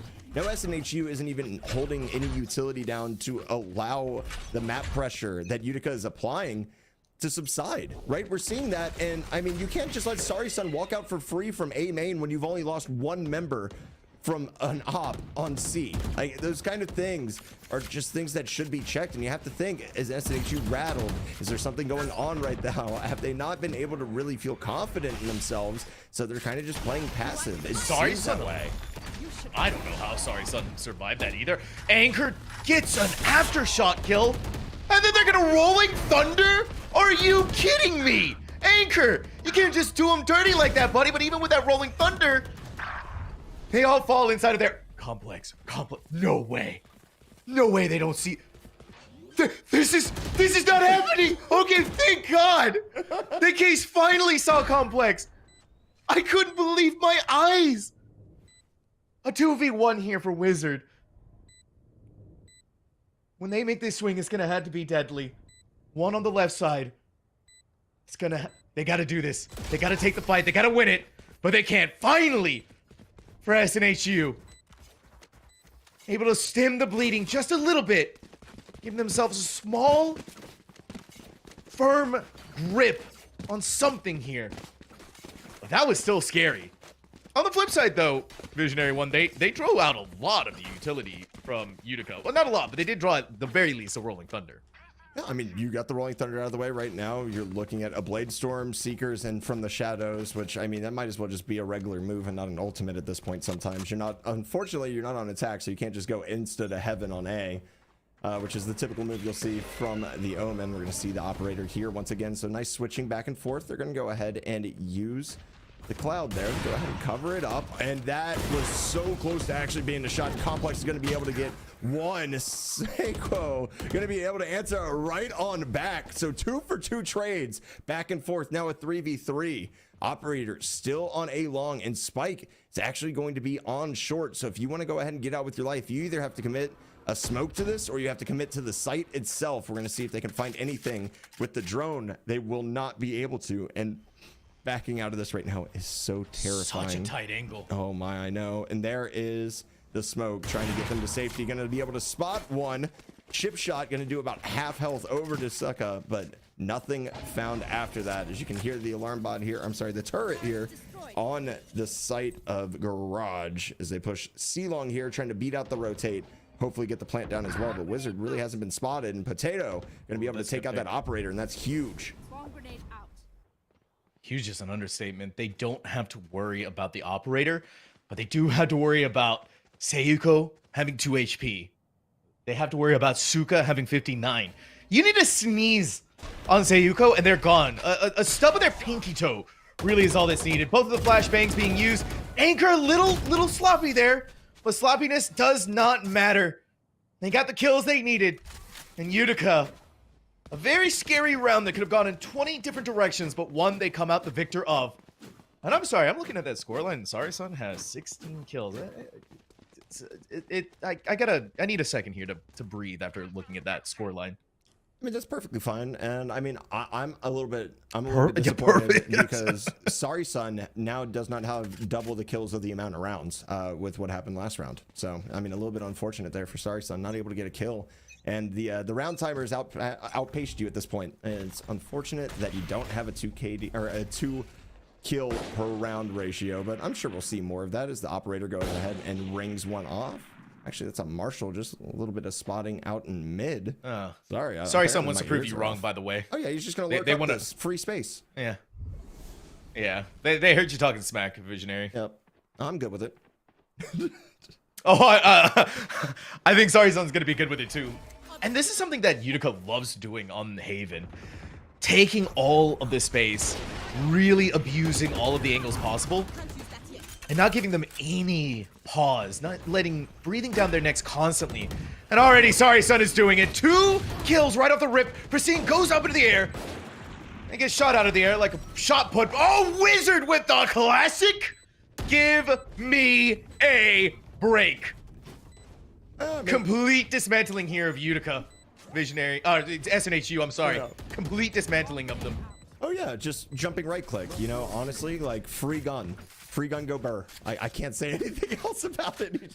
You see, of course, the post basically hanging in midair, and it's an absolute decimation. And this is something we continue to see. It's just Utica basically gaining entirety of map control, right? We're seeing that smoke on basically right outside of stairs is just gone every time. And then Sorry Son's just like, guess what? You're not going to challenge the smoke at all. You're not going to throw a flash. You're not going to drone out of it. I'm going to take every single iota of space and just start to suffocate you bit by bit of the map. And it's just been beautiful for Utica, honestly, on the defensive end. So we're going to see the Cosmic Divide come out. It is going to block off the operator. Is Anchor going to be able to go ahead and play with their life here is the question as they try to get over the top, but unfortunately not going to be able to. Yeah, it's great util right now just for the delay. And look at this once again, the Seeker going to be popped, and they know that one is going to be in spawn. And who else is it but Sorry Son right now trying to make some noise, and the defensive Killjoy lockdown as well, as Sorry Son is able to find one. How many people are going to get locked is my question. I believe it's going to be at least one as it's going to be there. Nobody's detained, but Complex says, hi, Potato. We're playing peekaboo outside of this smoke as the pre-fire not going to work out in favor of one. Wizard actually going to get taken down, and SNHU is actually going to be able to hold on here through the Killjoy lockdown, through the utility. Does a great job of somehow staying alive. Hands up here for SNHU. They're starting to watch their flank more, which is very good. Sorry Son didn't get quite the value that they were looking for out of their lurk. The alarm bot also catching them off the rip was fantastic. I'm a little bit surprised that they didn't try to clear out more, and I think that's going to sit in the back of Sorry Son's mind even more so now that we go on into the rest of these rounds. Oh my god, don't do it. Don't let Pristine have their way with this. Bullets with that jump peak has said, C, no. I mean, we don't go here anymore. C is very bad. C is very, very bad. This space, again though, Complex, going to be able to play the angle that we typically see the operator on. And it's going to be, I mean, it might be a flood, but they're taking a lot of time here, and you're going to have a double swing potentially from here. It's going to be smoked off, giving that long control, but guess who is on the other side just waiting in the wings? It's going to be Sorry Son, who is going to allow the long control to actually come into play. So not a lot of it's been taken, only 2 members. Spike still sitting outside currently, looking to possibly progress to short. As Case looked like they were getting sprayed down, just pixels off as Potato's able to find Wizard. Good dart here as well to potentially find one. Sausko and Zuzka. Oh, this is beautiful right now. Paranoia is going to work out in their favor, but Blitz is going to come from long, from behind, flood the site entirely. Nice little damage done right here by Anchor potentially with the aftershock, but it's not going to matter. Completely flawless here for SNHU. 8-4 half is going to be secured, and now SNHU, I just need you to do what Utica did on their defensive half. Be a little bit more aggressive, take a little bit more space. Don't consistently play for that post plant. Haven is really important with the amount of space that you can take, right? Yep. If you don't take that space, the round's just not going to go your way. It's quite literally that simple. And look at Sorry Son, 19 in 12 rounds. It's just insanity. And Anchor again with just some phenomenal util. 12 assists on Breach in 1/2.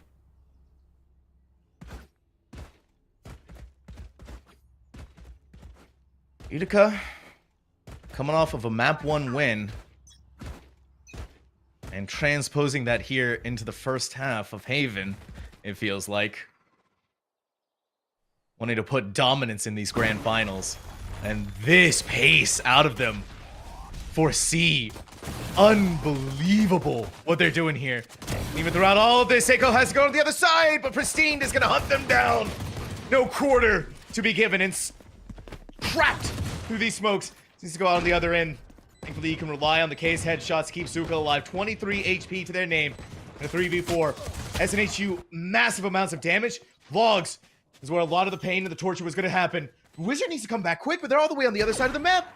Nothing is going to be given to them. Case is just going to sit the defuse here. They didn't play it for long, but you did. Wait, no, they did. They killed the spike diffuser, but Potato's just going to finish it off now. Massive misstep here from Utica, and SNHU is going to take full advantage of. 3 rounds in a row now, Visionary. They're coming back, and we saw the same thing pretty much last time, right? It was 7-5, but Pistol going to be 1. Split again by the defenders. So maybe this one's playing a little bit defensive side today. I mean, Haven, I don't want to call it a solved map because you obviously have variation in composition that you can run. It's not like Ascent where everybody at the top level just runs the exact same comp regardless of what's going on. I like seeing this right now at SNHU, but we also saw an aggressive mid push coming out from Utica, and SNHU was able to handle that, handle Pristine. Obviously, you're going to have the turret here to kind of take away some of that information, and the swings coming on. I mean, all of this is going to be there. A little bit of damage done by the Nano Swarm here. Going to slow it down the push, but not completely stop it, as it looks like Seaside is going to be the target once again. They look to push up, and it's only going to be a Marshall, I believe, right here, but sitting there inside their smoke. Nobody's going to be spotted. This is going to be very important for Pristine to take this duel, and somehow, how are those bullets not hitting? There they are. Potato coming in with the help from the side. Going to be able to take it down. Spike going to be down on site. Only one alive, and hello, goodbye. Sorry, son, you dropped. I don't care if that's a anti-eco round. I don't care that they're working with better weapons. Potato getting 2 kills through the smoke. That's a shut and done case. SNHU getting closer and closer to tying up the scoreline. Utica, bonus round for the deny the bonus round here. That's a #1 objective. There's no doubt about that. There's no doubt about that, Sam. You let the bonus go, and this comes from a potential comeback to, oh, the race is on. Like, and Anchor here with the, oh my gosh, we're going to see the Odin gameplay from the Breach. I love this from them. I love this too, but the amount of utility coming out. How are you going to use it, my friend? Stuck down in the ground. Once that swarm grenade dissipates, all on this Odin's fury is about to be thrown forth. Psycho might have the timing. No one's checking this. I want to stand out in the middle of that smoke. All right, backing away. Giving it a second to breathe. On the other end, Pristine. Fault line's gonna hit them. Thankfully, Complex is there to bail them out of trouble. Ready to take another fight if they can, but Complex is firing on all cylinders. Give it up here for Utica. Now it's a 1v3. Utica had nowhere to go except for into the waiting arms of Sorry Son. And now we're seeing a 9-6. Utica getting a little bit stabilized here. Need a drop. We're also going to see Blitz bring out the operator, and obviously Blitz has been having a bit of a rough time right now. 5 and 11. Going to want to make all of the impact that they potentially can get with that op. It's going to be extremely important. As you can see, the economy right now for SNHU after that bonus round loss, not going to be the best. So they're going to need to go ahead, win this round. Just get your feet back up under you. So we're going to see the stun potentially coming out onto a main. We're going to see it right there. Peek coming out from Blitz. Are you going to be able to find it? There's the peek. Blitz not able to land the shot, though. That would have been vital going ahead and taking down Pristine at the start. But I do like this reposition towards long as everybody just goes, nope, there's an up there. Guess what? We're going to see, and there is the spam onto Seiko. Going to be down to about 40. Or, I'm sorry, 70 HP. Is the plant going to go down right in front of them? Looking around, everybody is flooding this. This is crazy right now. They're looking around everywhere, but no one pushing that smoke. This actually gives up so much space that Utica was more than happy to take. They don't need to worry about it because the smoke is denied. Oh, that's a beautiful paranoia. Sorry-san swings for the fences and gets a double kill. Now you're just playing for long. You gotta watch out for Blitz. The first shot happens, but no kill. It's just back and forth. And a timing diff off of the back of that. Does that fault line stop as much as you can? A 1v1 and Odin against an operator. Blitz getting jump peeked out again and again. Needs to go for the Vandal. They want to have the timing here. With every single ticking second, Anchor needs to go for it. Swings right on in. And throws it right back into the face of SNHU. Utica into the double digits. Perfection exemplified. It has been beautiful so far, Sam. They're on their way to getting themselves potentially to match point here in the grand finals. SNHU has to do something right now. It's a whole bunch of sheriffs as they're not able to pull out that round 4 of this half. They're kind of on the struggle bus, and it's going to be up to them to really make something happen. There's no operator on the attacking side here for Utica. Not really a surprise, and it's looking like a whole bunch of bodies are going down A. We're going to get some long pressure already taken care of. Obviously, we have the Trailblazers. They're going to be taken out. They're also going to see the drone there. Pristine taking a little bit extra damage. Not really going to matter, though, as they look to dash out. Not able to get up top. Doesn't really seem to matter, though. This site is going to be totally free. Utica going down. It's going to be a 5 to 5. Actually, no. Spike Planer killed. Nice little shock dart. That is a trick shot coming out from the Sova, and good flood coming out right now as well. Wizard going to get a few kills. Case going to be able to find one back. This is a thrifty. Just happened. Just back and forth we go, and the bodies available to trade just off of the back. 5 people left versus the 4 for Utica. They're not able to get the plant down. That was a fumble and a half there. SNHU paced that out so perfectly. Even though Utica had the better weapons, it just didn't really matter too much. And even though they've been winning these 2 consecutive rounds in a row, because they lost so many players in each of those rounds, they have no economy. And so now they're going to be the ones to have to try and meet the thrifty that SNHU just accomplished. Wild to think about, honestly. I mean, so many guns just gotten for free as well. I mean, SNHU is just kind of rolling in the deep right now. Love to see that as Pristine able to get the Blade Storm online. They do have full shields on top of that, so I expect that to be burned this round. Maybe if a pick is there, try to go ahead and get that utility out of your ultimate. An Anchor right now, thinking about fault lining, pulls it back, has a kind of read on where they are on B.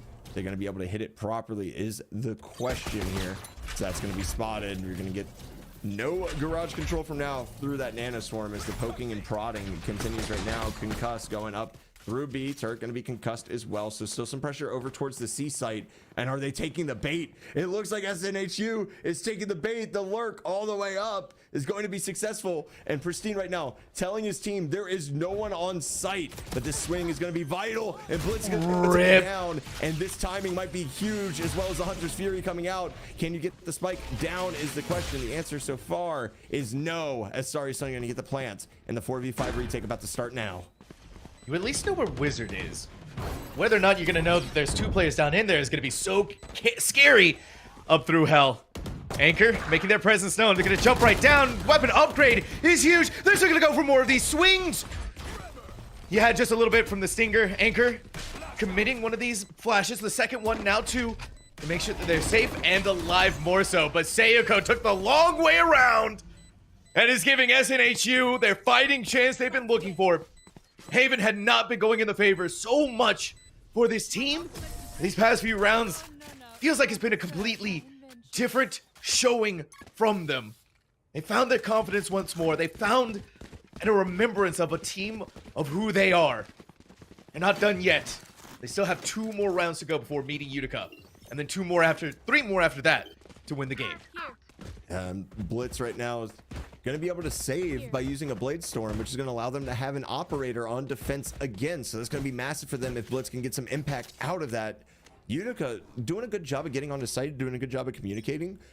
The difference has really been just how clean SNHU's utility has been on their retakes. It's gotten that much better. Blitz going to be able to find one here, just pushes up like a mad lad. Able to find one. Sorry Son going to go ahead and get the trade out. Now 4v4 typically favors the attackers. However, I don't know if that's the case. So many ultimates are available. This round could really be a crucial swing round for the rest of the game. It really is. I couldn't believe what Blitz just did there.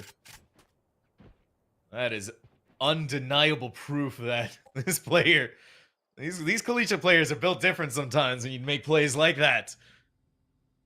On the back end of this, SNHU has been having that momentum shifting in their favor. But like you said, this is that crucial round where a lot is going to be determined off the back if SNHU can close it out here.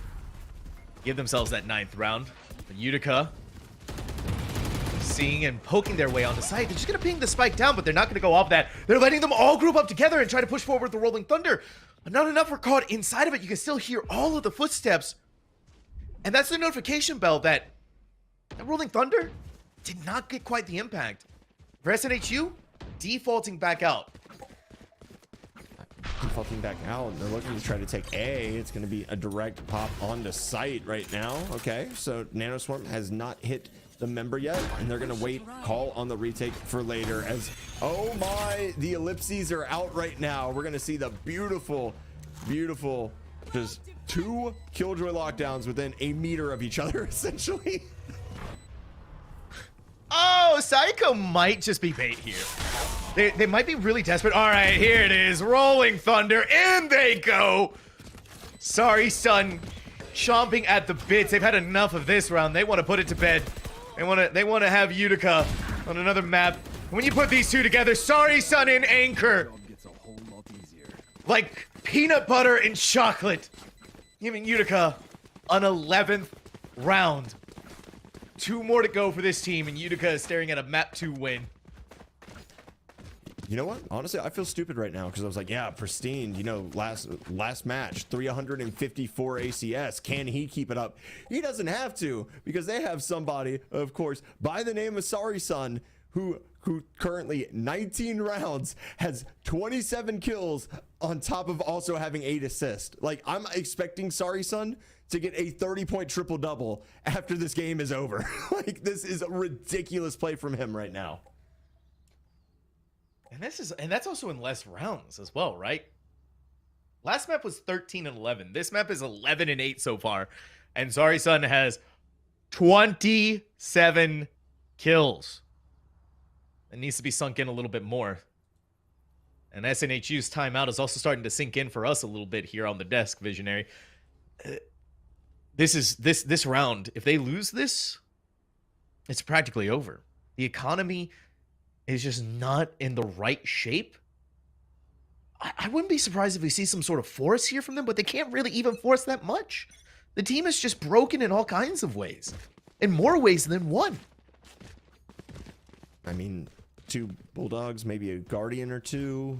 I mean, if you consider that a force, but like Suka here is just flat broke, right? Like a classic and some light shields all the way abound. Going to see, of course, if this can be found. Obviously, the footsteps are going to be heard. Jump spot going to go ahead, let everybody know where they are. Dash on top. Pristine looking to push the pace here. Going to be able to find one. Case is going to be able to find another. Is Seiko going to get taken down by Sorry Son once again? Here is the potential. Some spam coming through. Pristine is so close to hitting those shots. Post plant utility getting dropped right now. You have the nano swarms on the spike. You are fat chilling currently in this 4v3 post plant scenario. Planted for long. Planted for long. This is everything that Utica could want and more. All of their plans coming to perfect fruition. Up in the air. Case is just giving themselves away. That doesn't get much better than that. A 2v1, but really at this point, there's no help for Potato. They are bleeding. They are hemorrhaging. A 1v1 between the 2 KJs, but we're seeing it again. Like what happened to the last 1v1. You just keep going back and forth. You keep jump peeking. You keep making them think that they're going to be able to get this. But Wizard, not going to let them think for too much longer that there's any chance of SNHU walking away with a win. Utica now on match point. And it's just perfect execution time and time again right now for Utica. They're able to flood the site. They know it's an eco. They don't fall trapped to any of the crazy utility that could have been brought out. It's just an overall win. They get themselves a match point. They still have, you know, enough economy to at least buy one more round. Luckily enough, SNHU does have full buys going into this as well. So we're going to see Case, Sakuo, and of course Suka right now, the top three, trying to make some noise as we have this dart potentially going out to... What's having a I love that lineup. Apparently, it's just a mad balderdash onto this. Pristine already here making noise, and it's going to call a rotate, and this is so smart right now. This might Using be. Pristine to just fake out everything under the sun. Smoke's going down on A right now, and it's going to be a plant potentially going down at the very minimum. As Suka going to sit here in the smoke, not going to go ahead and swing. Spike is going to go down. 4v5 retake, but it's good bait to at least get the spike planted. Oh, that Aldro knows where Sorry Sun is exactly. They need to be so careful inside of Hell, because right above their head, right down on the ground, Bliss is going to join them. That Aftershock, I can't tell if they're... No, they're not. Sorry Sun. A massive mistake, but Anchor, living up to their name, has brought Utica into a map win. Not only that, Visionary One, they've just given themselves series point here now. So this is going to be SNHU back against the walls. They need to fight coming into our third map now for Bind. This is inconceivable what Utica Blue has been able to do here. I mean, it just felt like that attack side on Lotus just kind of fostered all of this growth, and their communication has been darn near perfect. Their utility usage has been amazing, and SNHU, they looked better. I would actually argue on the defensive end, they looked so much better on that map, even though it was a worse result technically for them on that side. That was improvement on defense, right? We're going to Bind. You only have 2 sites. You don't have a mid to contest with, right? Like, there is a lot that they can do here to start bringing this back and inching their way forward. But when somebody drops 30 on your head too, like, what are you going to do about that? It just seems like one player is always able to pop off. And you never really expect it to be the controller. You never really expect it to be the Omen. Yeah, usually in these maps, either that honor usually goes to KJ because she's the one lurking all over the place. She's the one who can come and get those drop picks like that. But Sorry Sun was more than happy to surpass their duelist from the previous matchup, looking at an ACS of 399 with 31 eliminations. Ruminate on that for a second, everyone. Let that muddle in your mind for a moment here. An Omen just did that. Yeah, and I mean, it's kind of, it might be starting a trend. I mean, we did see Tenge drop 30 on Omen on Sunset to bail out Sentinels not too long ago. Like, Omen has always been kind of a hybrid duelist, so I'm definitely excited to see what's going to happen there. First blood total is definitely lower for him that round. I also just want to highlight, I said he was going to have a 30-point triple-double. Yeah, it was 31, 15, and 10. That is ridiculous. I mean, it's just huge being able to see Sorry Sun go with those numbers. Huge to see those numbers, but also huge to see the fact that Utica is now sitting within grand finals point. But we're going to find out all of that and more if they're going to be able to get there after this break.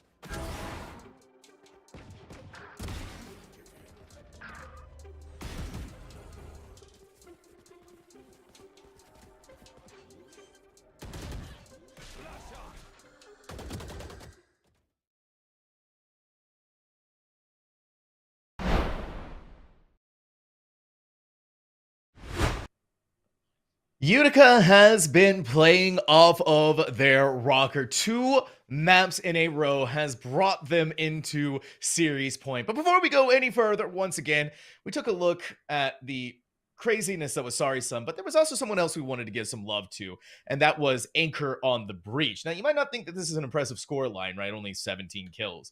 But I want you, Visionary 1, I wanted to pay attention to the assists. That's the biggest thing, and this isn't the first time. Last map, 13 assists. So this man is averaging 15 and a half for the series so far. On Breach, you don't get any cheesy ones. You don't get to heal somebody for 5 HP and get an assist like you do with Sky. These are hard-earned assists, and this is just phenomenal communication and utility usage out from Anchor. Man has been absolutely crazy. Like, how many times do you actually see somebody get more assists than elims on any player? Like, unless you're just having a terrible, terrible game. But like, we're talking about a 13 to 8 win here. My man got more assists than elims on Breach. It's phenomenal to see. It is a big props here to Anchor, showing us basically a Breach masterclass. I think I even commented on their utility usage a little bit while they were running away, and it's crazy. But hey, we have one more map potentially left to go in Utica's pocket. The final battleground might be Bind, but SNHU still has the opportunity to turn things around and begin the reverse sweep. Remember, this is a best of 5 series, so this matchup is not done yet. And SNHU is already whipping out an interesting composition here, Visionary 1. The return of Chamber, hey, your favorite. But also, we've been seeing this a lot more, especially in VCTs. The Suka Yoru. I love it. I absolutely love it. I don't think it's troll. Yoru is actually phenomenal in this map. There's no mid to contend with. Those rotations, you get to pick showers, then you execute with your team on B, providing flashes for him. Like, he has the ability to both be an initiator and a duelist, and it works out extremely well. And Utica on the other side, see, this is interesting to me, right? So right now we're hovering double controller for Utica, right? So we got Anchor potentially on Viper. I think that would be great, but Utica ran 1 controller on Lotus, which is a map that I would say favors double controller even potentially more than this. But I mean, I understand it. If you want to use an Omen, you are going to have a backup. Like Brimstone's 3 smokes here are just vital. So I mean, if you're going to keep Sorry Son on Omen, which at this point I don't think you can take him off of Omen, it's a good call. The other thing that you get out of Brimstone that I don't think enters the equation very often is his ultimate. Brimstone's ultimate is really powerful on Bind. It's a smaller map. It's a great way to be able to flush potential angles, get someone out of lamps, get someone from U-Haul that you just don't get out of Omen. The paranoia is phenomenal. Don't get me wrong. But you get mollies, cut off angles, prevent people coming from CT, or slow down a push out of hookah. Omen on this map struggles to find that same impact that I think you would get out of Brimstone. But Sorry Son is, I mean, after a 31-15 performance out of Haven, I'm not going to question it too much. I am interested to see if they're going to keep that performance and transplant it here onto Bind, and whether or not that choice of the Brimstone is going to cost them a lot. Utica has been playing, though. They've been playing top tier Valorant. SNHU, they're gonna need nothing less than their absolute best. Their backs being against the wall the way that it is right now. Yeah, I mean, but the interesting thing about that, right, is we're talking about the Brimstone, but you do have that same exact utility basically with the Viper, right? You can stall the push with the Pit if you have the ultimate. You can go ahead and snake bite off common entrance points. And that's the thing that people don't really give enough credit just to Brimstone in general about. The fact that there's only 4 entrance points on this map. That is why he's so strong there, is Pristine looking to just go ahead and go. Wizard actually going to get tagged by this Trailblazer. Blitz is going to take down Pristine, and that's one way to start this off. So one just kind of floods in. What? Are you kidding me? Just running right click. Guess what? I'm in your face, and we're already here, like, but 3 are on flank. This is massive right now. What? He's going to find 2 back-to-back. Blitz is going to be able to get his 3rd, and now it's a 2v3 Anchor. Looking to flood in, potentially get this, but they're planting on the backside of site. This is genius right here by SNHU. I love this for them. I do too. You gotta stop the Blitz roll. Blitz has 3 kills already. Oh, in case they can hang out here and have the time of their life. Give it to the dog fast. And then Poke, easy pick'ems. Another opportunity for Case that they are going to rip out of Utica's hands. SNHU taking that first pistol round. I think also the first attacking pistol round we've had. It is the first attacking pistol round we've had. Great call right there. Both 3-site maps went to the defense. So having this pop over to the offensive side, especially a map that is typically defense sided like Bind. Now, obviously, with the integration of Yoru into this map, it's become a little bit more attacker focused. But like B-site on this map is still statistically the hardest site to retake in all of Valorant. That's not just pro play. There's also stats that Riot have provided that show that is the same. It doesn't really seem to matter. Sorry, so I'm going to be able to find one here with the classic, but Suka going to find two before they go down. This is an easy rotate situation, and Pristine kind of just stuck in between a rock and a hard place with a short right now, going to be taken down by Blitz. But yeah, at all levels of Valorant, B-site is actually the hardest site to retake. B-site on Bind out of everything. SNHU's done their damage. They've done their due diligence. B is a bloodied battleground. Spike is going to be planted on A. Sorry, son did get the Bulldog. That's something to work with. But up through showers. On the Case again. They love doing this. They love being that surprise factor that no one can be ready for. And Wizard with a classic to their name. And the crossfire that they're going to have to deal with. Maybe the paranoia might bail them out. Wizard's going to try and work something out of there, but really at that point, writing was on the wall for Utica. SNHU doing that anti-eco round pretty good. Little bit of damage done to them, but not enough that I think is going to send them reeling in any way. Absolutely not. I mean, you lost Suka early, but he got two. So, I mean, man's got his. It's on the team for not trading him at that point. And we're going to see him just kind of stick it out with a classic, I believe. Might buy up to a sheriff, but it's not going to be anything too crazy. You're going to have, you know, a couple of rifles. I mean, you got a Guardian here, you got a Bulldog, you can still potentially do some damage. And I really think it's going to be up to Pristine to start making some impact, because we haven't really seen anything out of them just yet, as that blind is going to catch a couple of people, but they don't know how many are coming through showers right now. That's always the difficulty when you run the sky, is the sheer fact that you don't know how many are actually there. Asuka's going to be able to get one with the Stinger to open up this site initially. Boombot going to be able to find Pristine in the back of sight. Paint shells, everything being burned right now, but they still haven't been able to wiggle their way out yet as Anchor finds one. Anchor gets theirs. And the long trek towards B begins. Feels like for both of these teams right now. SNHU not done with A.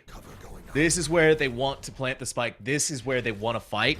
This is where they've been leaning to on multiple occasions. Quick check inside of the TP from Sorry Sun. Try to step back over there. Nice usage of the TP and a good swing. Potato falls, but Suka trades it out. Pristine needs to make their swing. And if there's ever any way to do that, it's going to be like that. But Suka's upgrade on that Vandal is everything that they were looking for and then some. But the spike is still on the other side of this site. Still needs to be planted. They need to find final two remaining players of Utica. Anchor has no health. And if they're not careful, one stray bullet catching them is all that's needed to take them out. In comes the first guiding light. There's the final nail in the coffin here for Utica. With a 4K from Suka. SNHU. 3 rounds in a row. More importantly, winning that bonus, the economy booming. The bonus round being held down is just such a massive swing. But again, we've seen both teams do this on Lotus, right? So it could just be a Utica, you know what, we're getting 5 rounds after this because it's already happened before, right? The difference is when they won their bonus round, they were actually still able to go ahead and secure, and they got thriftied, right? So for Utica, you have to go ahead and just try to, you know, get aggressive and take this. And we're already seeing the blast pack coming out, and nobody's going to be spotted on A. So it's going to be a lot of space taken. However, I don't know how much they're going to have as far as firepower to really be worried about this, as you can already see that the KJ, or I'm sorry, the KJ alarm bot is there as well, and the ultimate's going to be used to kind of just figure out where everyone is. This Wizard just starts getting bullied right now. Actually, not going to be stunned, but still running circles. My man's just running laps right now, and Potato's going to be able to find Wizard. Blitz finds another. Case gets 3, and I mean, Pristine going to be able to find 1, make it 2 actually, making this interesting at a minimum. Pristine is basically just faking like they're running out. Gonna get a heal right here as well, and that Bucky not gonna be great for trying to retake on site, but we'll see how it goes. This is gonna be tough. It's no matter how you cut it, they're gonna have a long road ahead of them. Case doing a couple of jump peaks. That's time to pull out the Vandal. Yep. Before they begin to do it again. Let's just jump it up on top. Utica needs to go though. They need to pull the ripcord. They need to try and do something here. Try as they might though.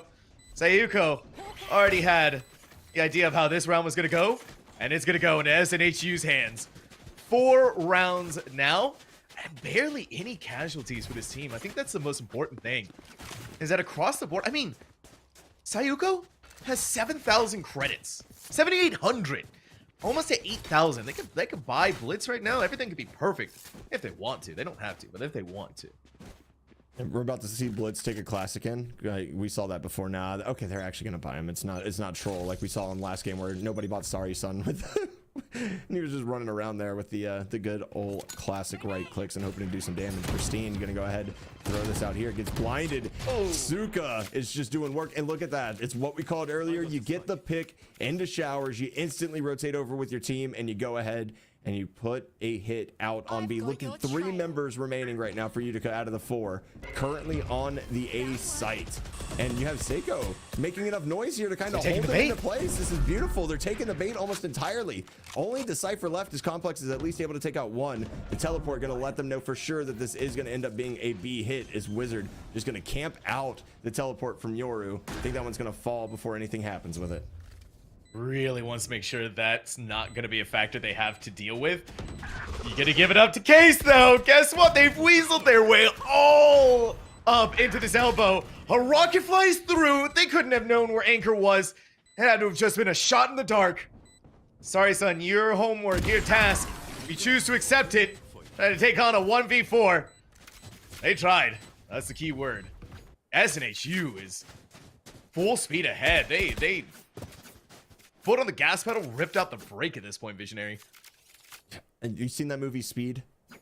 Yes. You remember the I mean, I might be dating myself here, obviously, but you know, the bus with the bomb on it can't go under 60 miles an hour. That's exactly what SNHU is doing right now. And Keanu Reeves, yeah, absolutely. But I think the biggest thing is we're seeing a level of decisiveness from SNHU on attack that I have not seen on the previous 2 maps.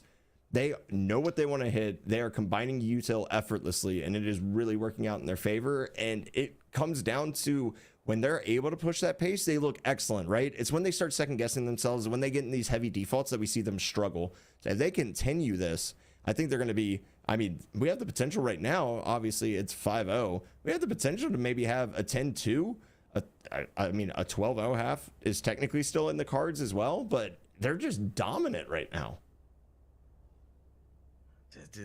Another level from SNHU, one we haven't seen since the early goings of Lotus. Yep. Where they won those 5 rounds in a row and kind of lost their footing, lost their confidence, maybe let some of the grand finals jitters get to them. But now they've shaken it off, and this is the team that we remember from that very beginning of Lotus. Utica, maybe Bind just might not be their map. Maybe they struggle a lot on it. Regardless of whatever it is, they need to figure out the source, and hopefully that timeout is where that source is going to be found. I mean, it might be. I think the timeout's more so to plan the next round instead of this round, personally. It's just how I always see when you're on a save like this. You're like, yeah, we're going to plan for our full buy. We're going to go ahead and just burn the time. And Suka right here has a pretty good read on just about everything, but going to go ahead and TP out his Complex. Able to at least find one, gets traded out. You have the tripwires here. You know that one is still up in hookah. Are you going to be able to clear it out in time? The rat spot right now is happening. There's the swing from Wizard. Spam the wall, brother. There's Suka able to go ahead and take that one down. Plant is looking to come down right now, and it is dropped. We're going to get the showstopper actually burned. That's a great job, but actually going to be spotted out by Sorry. It is a great job once again. They know they're playing for long. They have the lineup potential. Again! As Pristine going to get one. Here comes, no, actually it's not even going to be used. They're not able to get it off. It's a thrifty round right here, and Utica finally able to get one as Potato wasn't even able to get the molly off in time. No, they weren't, and now Utica gets big weapons. SNHU turns out, well, it just turns out the Utica timeout was everything that they needed and then some. Whatever they were talking about, I think putting Wizard in a different position versus Backside, putting them inside of Hookah was perfect, was brilliant. And really off the back of the Complex and Wizard double kill, gave them everything that they needed to take that round. Utica, first round on the board though. Definitely feels good. And you have an operator to contest with now. And again, no Sova run by either team on this map, which is something I find a little bit surprising. I love Sova on this map personally, and that's going to be Found Wizard. You're back in here again, brother, and they know as he somehow gets out with his life, going to go ahead and pop another cage. Is he going to go back to the spot he was previously? This man is a mad lad. He doesn't even care about being spotted. He is going right on back. I love it. I can deal with that. This kind of Cypher plays. Oh, Pristine! A full face of a tour de force. Remember those good old days. They've been giving it all, been some. Small flash, but sorry, son. Undeterred from the position that they're in. They gotta be ready to fight. This paranoia needs to land where it needs to go. Perfectly done. Case was none the wiser of the swing from Sorry Son. Inside of Showers though, Anchor. It's all back and forth between these two teams. And now we have a 2v2. And Neural Theft is going to give out all of that valuable information. Final remaining players are Wizard, baited out by the clone. Rather than taking the chance, rather than taking the opportunity, they still wanted to fight. But now Complex put into a very bad situation on a 1v2, where SNHU has already gotten B, and they need to meet up against these two duelists. It's going to be very difficult. They will have a couple flashes in hand at least. I think one of them should have regenerated. Yes, it did. So here comes, of course, the Trailblazer.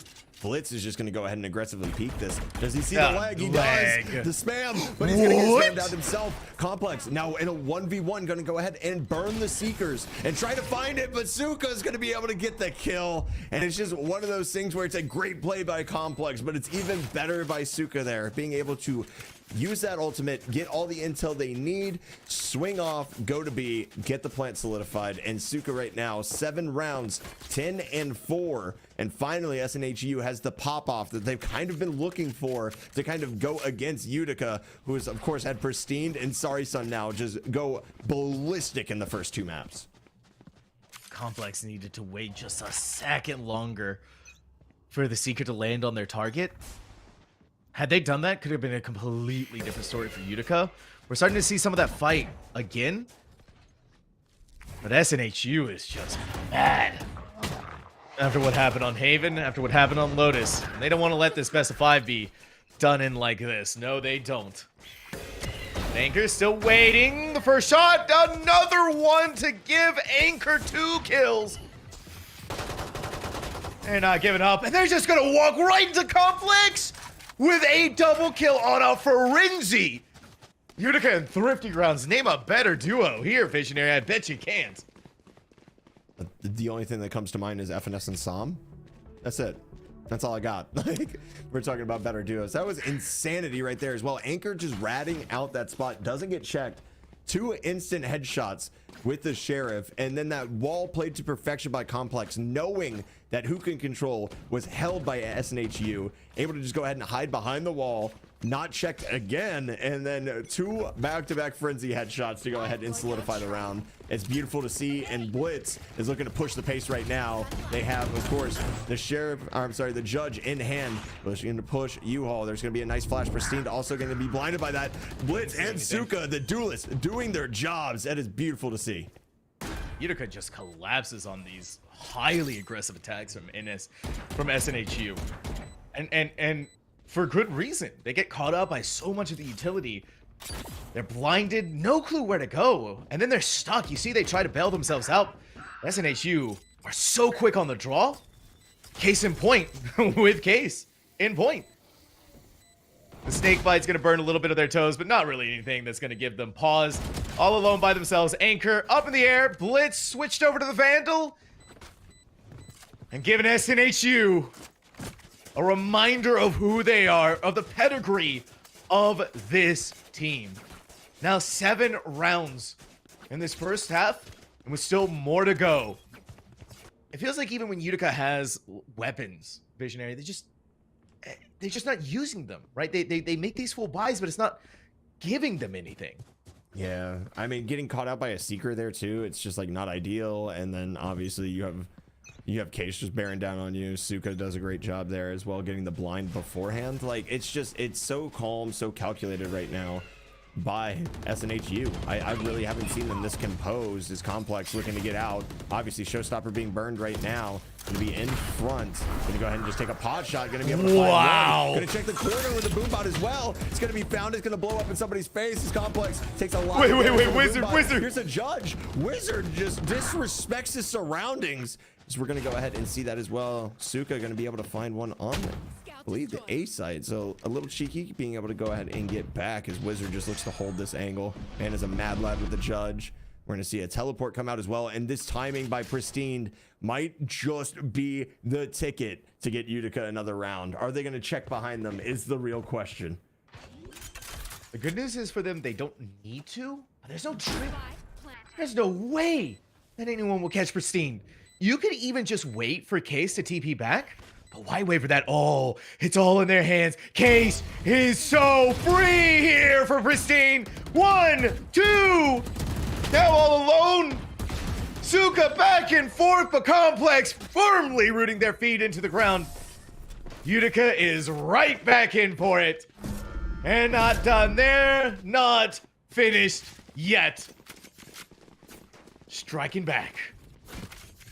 It's just another small example, Sam, of Utica utilizing space that is given up on the map.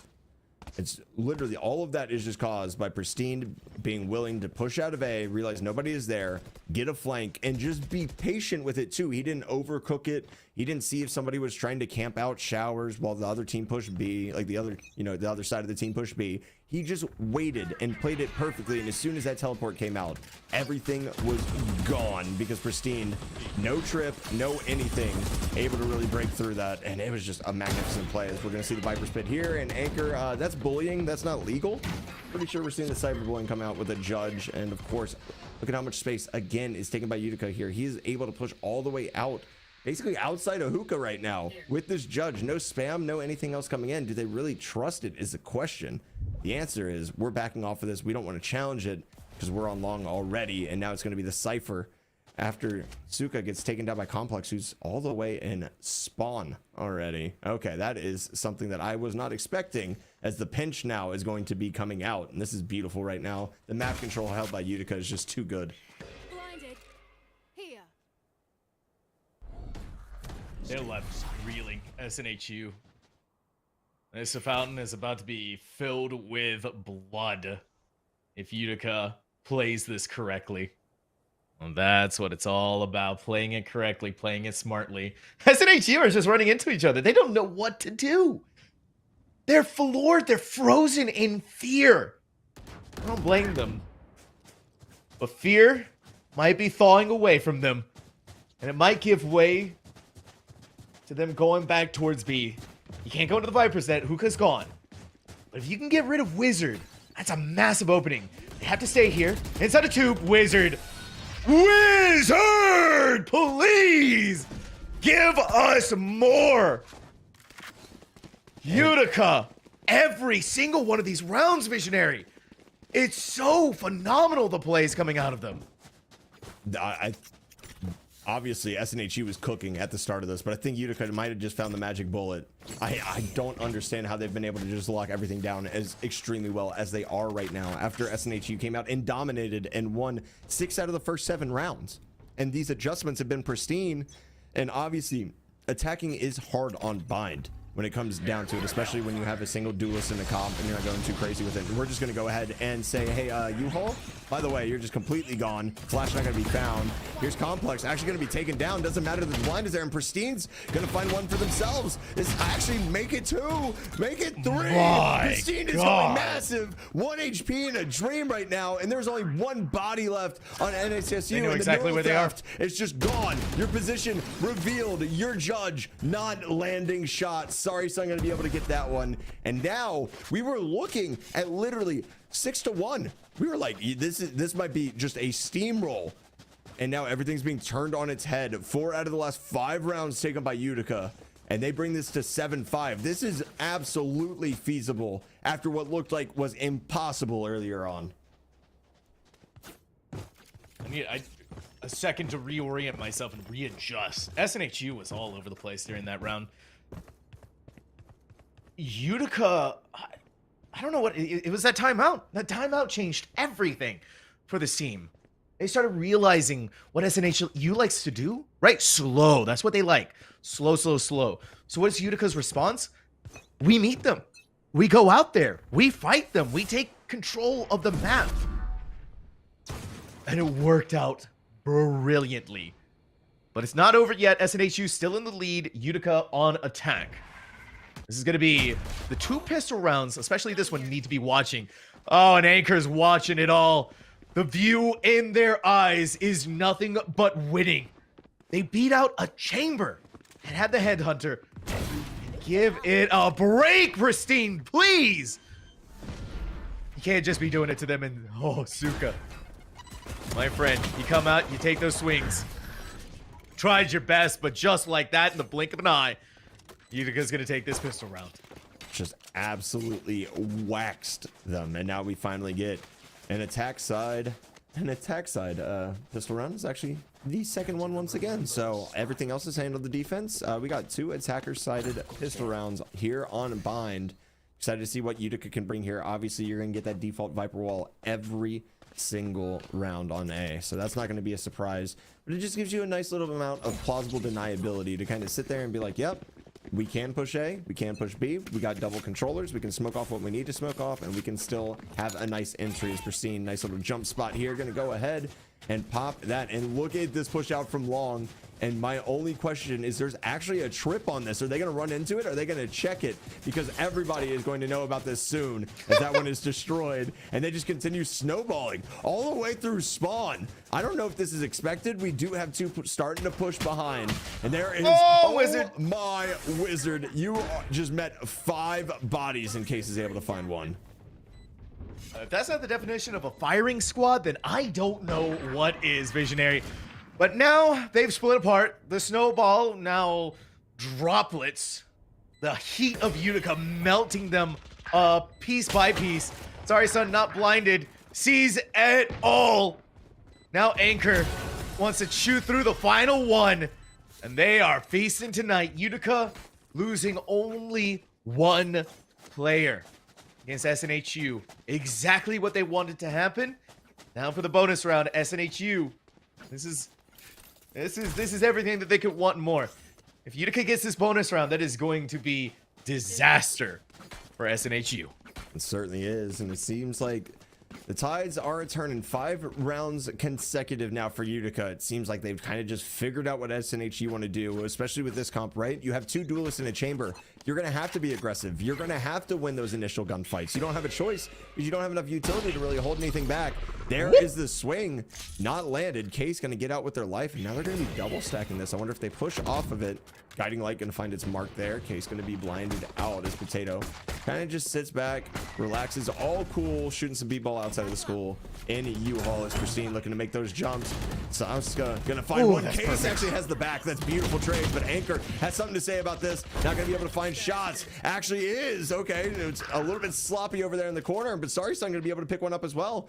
Now this buy round is just falling apart as Suka gonna be able to find one more here. Plant is gonna go down. Lots of utility being dropped right now. Utica in a 2v2. Can they pull it off? This is going to be dangerous no matter how you cut it, but neither of Utica has any HP. 22 between the 2 of them, coordinated and in sync. Suka Blitz are going to stem the tide of Utica. bringing SNHU back into the lead, but were the costs worth it? SNHU, a lot of bodies had to be thrown to win it out here, and the buy is going to reflect this.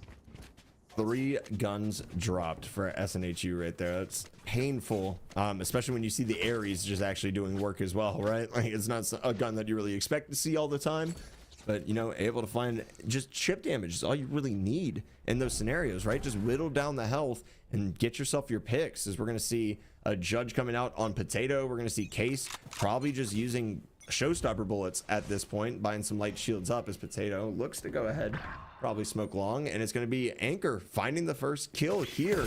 Case being dropped once again on that angle, and this is obviously going to be an 8-hit now, with the smokes there to at least defend and stall for a second. Doesn't really seem to matter. Sorry, son, going to go ahead and go through. Potato sitting here waiting. Is Pristine going to drop in, and this is going to be dangerous. It's going to be Potato. Gun acquired thanks to the Judge, but Plant is going to be dropped. Utica 4v3. Oh, whoa! Sorry, son! That had to have been a jump scare for Potato. How horrifying is it to have an omen right in your face? And then how horrifying is it for that omen to give Utica another round 1? SNHU's nightmares are coming true. You're looking at a tied up series, 8-8 again. SNHU is just not able to stop it, but Utica is just playing at that level we remember from them. SNHU Visionary is so good at these rounds where they get so much in a row, but then they start fumbling after they find their victory, after they find their successes. Utica is a great team at adapting and learning. This is crazy. Whatever's going to be happening here, it's going to be a lot of deaths. But Utica is not the one suffering. Let the bodies hit the floor. Is Pristine able to get another one right here? The swing out. Anchor my back. gosh! Oh my. Okay, Potato, you got a little bit of work to do here. You're going to be dropped. Of course, it's a super aggressive play right there, knowing that they're on the eco. I like the idea they were able to get a couple guns off, but at this point, it doesn't matter. Utica has won 4 out of 5 rounds and is now steamrolling economy once again. They are just bankrolled 6,400, 7,000, only one member with a 3 in front of the 1,000 amount of credits they have. It's ridiculous, and I'm excited to see what they can do on this round here now that Case finally has an operator on the chamber. They have an operator on the chamber. I've got your An operator on the chamber on A. Utica this time around decides that B is going to be the play. Oh, that paint shot. I don't know if that went exactly where it wanted to go, but it did slow them down. And it actually scared Utica enough to go away. But the operator is on B now. So if Utica does this fast enough, they can completely sidestep that operator. They don't need to worry about it. But Potato's aim was ready to go even through that flashbang. Pristine tried to go fast, but it's going to sacrifice their life for this. Oh, and Suka's going to use the dimensional drift, figuring out exactly where they are. Fire where I'm looking at right now. We have the first flashbang, the first of what's going to be many. Dimensional drift coming out. The clone there, wizard all over the place. Didn't know if the target was real or not. Gonna give up the body, gonna give up the ghost. SNHU swinging their way through. One player left remaining. They're playing lineups. But that's the only stink bite they have. I don't know if they're going to be able to solidify that for long enough as Suka starts diffusing here. Blitz going to get the frag. And there it is. We got it half. We traded out to the people that are actually a little bit higher HP. You see Blitz there. It's so sad that he took 3 damage total that round. 9-9 we go. SNHU dropping 1 body. Utica's going to have quite a healthy buy here for probably this round and potentially the next as well. Regardless, you get to keep the operator. You get to have a full buy going into this round. SNHU is not saying die just yet. I got so scared for SNHU when Case kept going back and forth on that operator. They really didn't get much out of it either. It was the rest of the team filling in the gaps, coming back in. Mad props to Potato. Being that opener, being the one to save the day. We're starting to see a lot of that power of that brimstone. Early smokes here. Throw it in. We're also seeing the impact of Sorry Son. This player is able to find value out of almost nothing. And Pristine is getting away with quite literally Murder, destroying everyone. One last to go, one last target, and they know exactly where they are. Sayuko's not done, though. Putting the pressure right back on them, but a 1v3, a miracle needs to happen for this player. And you do have the bird. You're going to go ahead and guiding light around the corner. You are. Complex can't turn it, but Wizard has the back. Going to be able to get the frag, and Utica going to answer right back. And I'm going to be quite honest with you, Sam. Feels like haymakers, just back and forth. These are two boxers in the 8th round. Tired as all get out and just standing there and taking blow after blow from each other, and they do not care. They continue to press on. This map has been insane. I'm excited to see what this bonus is going to look like, or I'm sorry, this save is going to look like for, of course, SNHU, because I feel like anything is possible at this point. We've seen both these teams be able to pull off insane thrifties. It's not out of the realm of possibility to tie this again. No, it's not. Oh, and it's not even more so. Blitz. A bolt. I'm being floored. I'm being flummoxed right now with what Blitz is doing. A beat on the pulse. Whatever. There we go. Sorry, son. Who's ready to pull the thread and completely dismantle SNHU? Trying to get away from the paranoia, but instead funneling him into Pristine's bullets. Potatoes locked in. There's nowhere they can go. This sheriff shots need to hit good. They needed to, but Complex's Vandals hit better. And you've got a bloody chamber with not even half health, maybe 10 HP to their name. What do you got for us? Hey, that's a good start. It's a great start. One slowed down right now. Case using the scope. One's gonna shoot, drop a gun. We're gonna have a little flash. Doesn't spot him. There's the gun barrel. Okay, Case, you found one. Can you find another? Case has a serious opportunity at this right now. It's gonna be a 1v2. 22 HP. Trailblazer going to spot him as well. Reposition going to be used. Gun dropped. You're gonna see the Cypher Cage up as well here. And you know that he's gonna be through it. There's the gun barrel. There is Complex with the 3K. Now Utica, 2 rounds away from a perfect sweep in the grand finals of the ECC Valorant Conference. SNHU were playing aggressive because it was a save round. And it was such good forethought being put into it.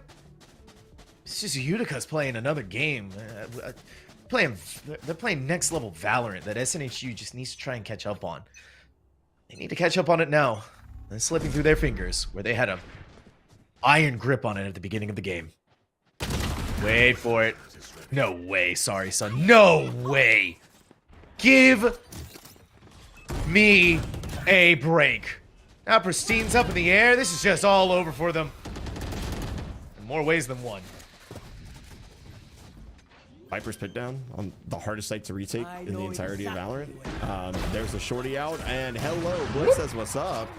Somehow going to be able to find one at least. Case going ahead and spamming through the smoke. Not going to be able to find anything, as this is now a 2v3 coming out. Sorry, son, going to get the entry frag. It's going to be Case. You got to save that operator, man. You don't have a choice here. You're really going to go ahead, get hit with the paranoia. Not able to find the shots as Sorry, son finds a third. It's match point for Utica. The conference championship within their grasp. One more round, and Utica is proving that they can do it. SNHU, visionary, look at that buy. It's nothing. Nothing at all. Stinger. I mean, Stingers are great, though. Like, I wouldn't be surprised to see Case pull out 2.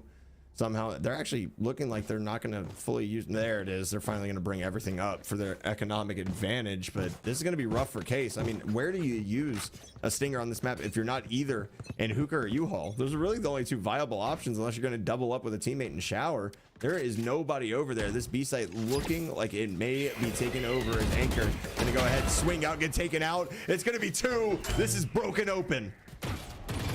Bloody murder is what this is. And the remnants, the fragments of SNHU need to cobble together their final fight against Utica. But there is no gas left in the tank. Hunted down by the Seekers. Follow the trail. Give it up to them. One more to go. And Utica to flawlessly bring them into their grand champion title. 13-9, 3-0 in this series. perfection once again personified from this team. Just great Valorant again and again. They continue to just utilize their utility properly, and it looked like that map was over in the first 6. I was like, all right, we're getting to map 4. Like, this grand final, don't write them off yet. They're looking great on bind, and Utica just finds the way to make the adjustments and just completely shut down SNHU after they won 6 out of the first 7 rounds on bind. It's just insane to think about the wherewithal. I mean, just the stones on these on this team to be able to be like, yeah, you know what, we're down 6-1, who cares? Like, that mindset is just amazing to see. And then putting it even more forward, talking about how Utica has been playing throughout the playoffs, only dropping 1 map. Now the entirety, grand finals included, still only 1 map, and that's against their rivals, Malloy. This is something that they can always look back on, especially here for the ECC Fall 2023 conference, Valorant conference, at how well they did, the run through that they've had. This was also the number 2 seed. Just a well-rounded team. Still some minor mistakes here and there that they can definitely work on, but at the end of the day, they took a series 3-0. They were able to iron out the mistakes. They took their timeouts at the right time. But more importantly, Visionary One, coming off of those timeouts, they knew exactly what they needed to do. They made those changes, and there's no better proof of that than what just happened on Bind. A completely different team after their timeout. 1,000,000%, not even 100%. That's 1,000,000% accurate. Like, I can't put it into other words. They made exact adjustments, figured out, hey, this is what they're doing, this is what we're doing wrong, how do we fix this? And it was changed, not just within not within minutes, not within a couple rounds. It didn't take them a while to be like, oh, well, they're going to adjust to it. No, it was instant, and it felt like they were just literally seeing what SNHU was doing before it happened. It is crazy to have a team that is that motivated, that's that communicative, and not only that, like, probably able to call each other out a bit too. Like, you don't go down 6-1 without some mistakes being made, right? So everybody taking accountability, being strong enough to go ahead and be like, yes, you know what, you're right, let's go ahead, let's change this up, immediately seeing results afterwards. It's the tale of a strong team and a brotherhood between these guys and potentially anybody else, that, and their coach, that they just trust each other, man. They're willing to go ahead and throw it down on the line, and seeing it in action is beautiful. Well, seeing it in action is beautiful, but you know what else is beautiful? The interview that we have coming up with Anchor. So don't go anywhere, everyone. We still have more to talk about after this break.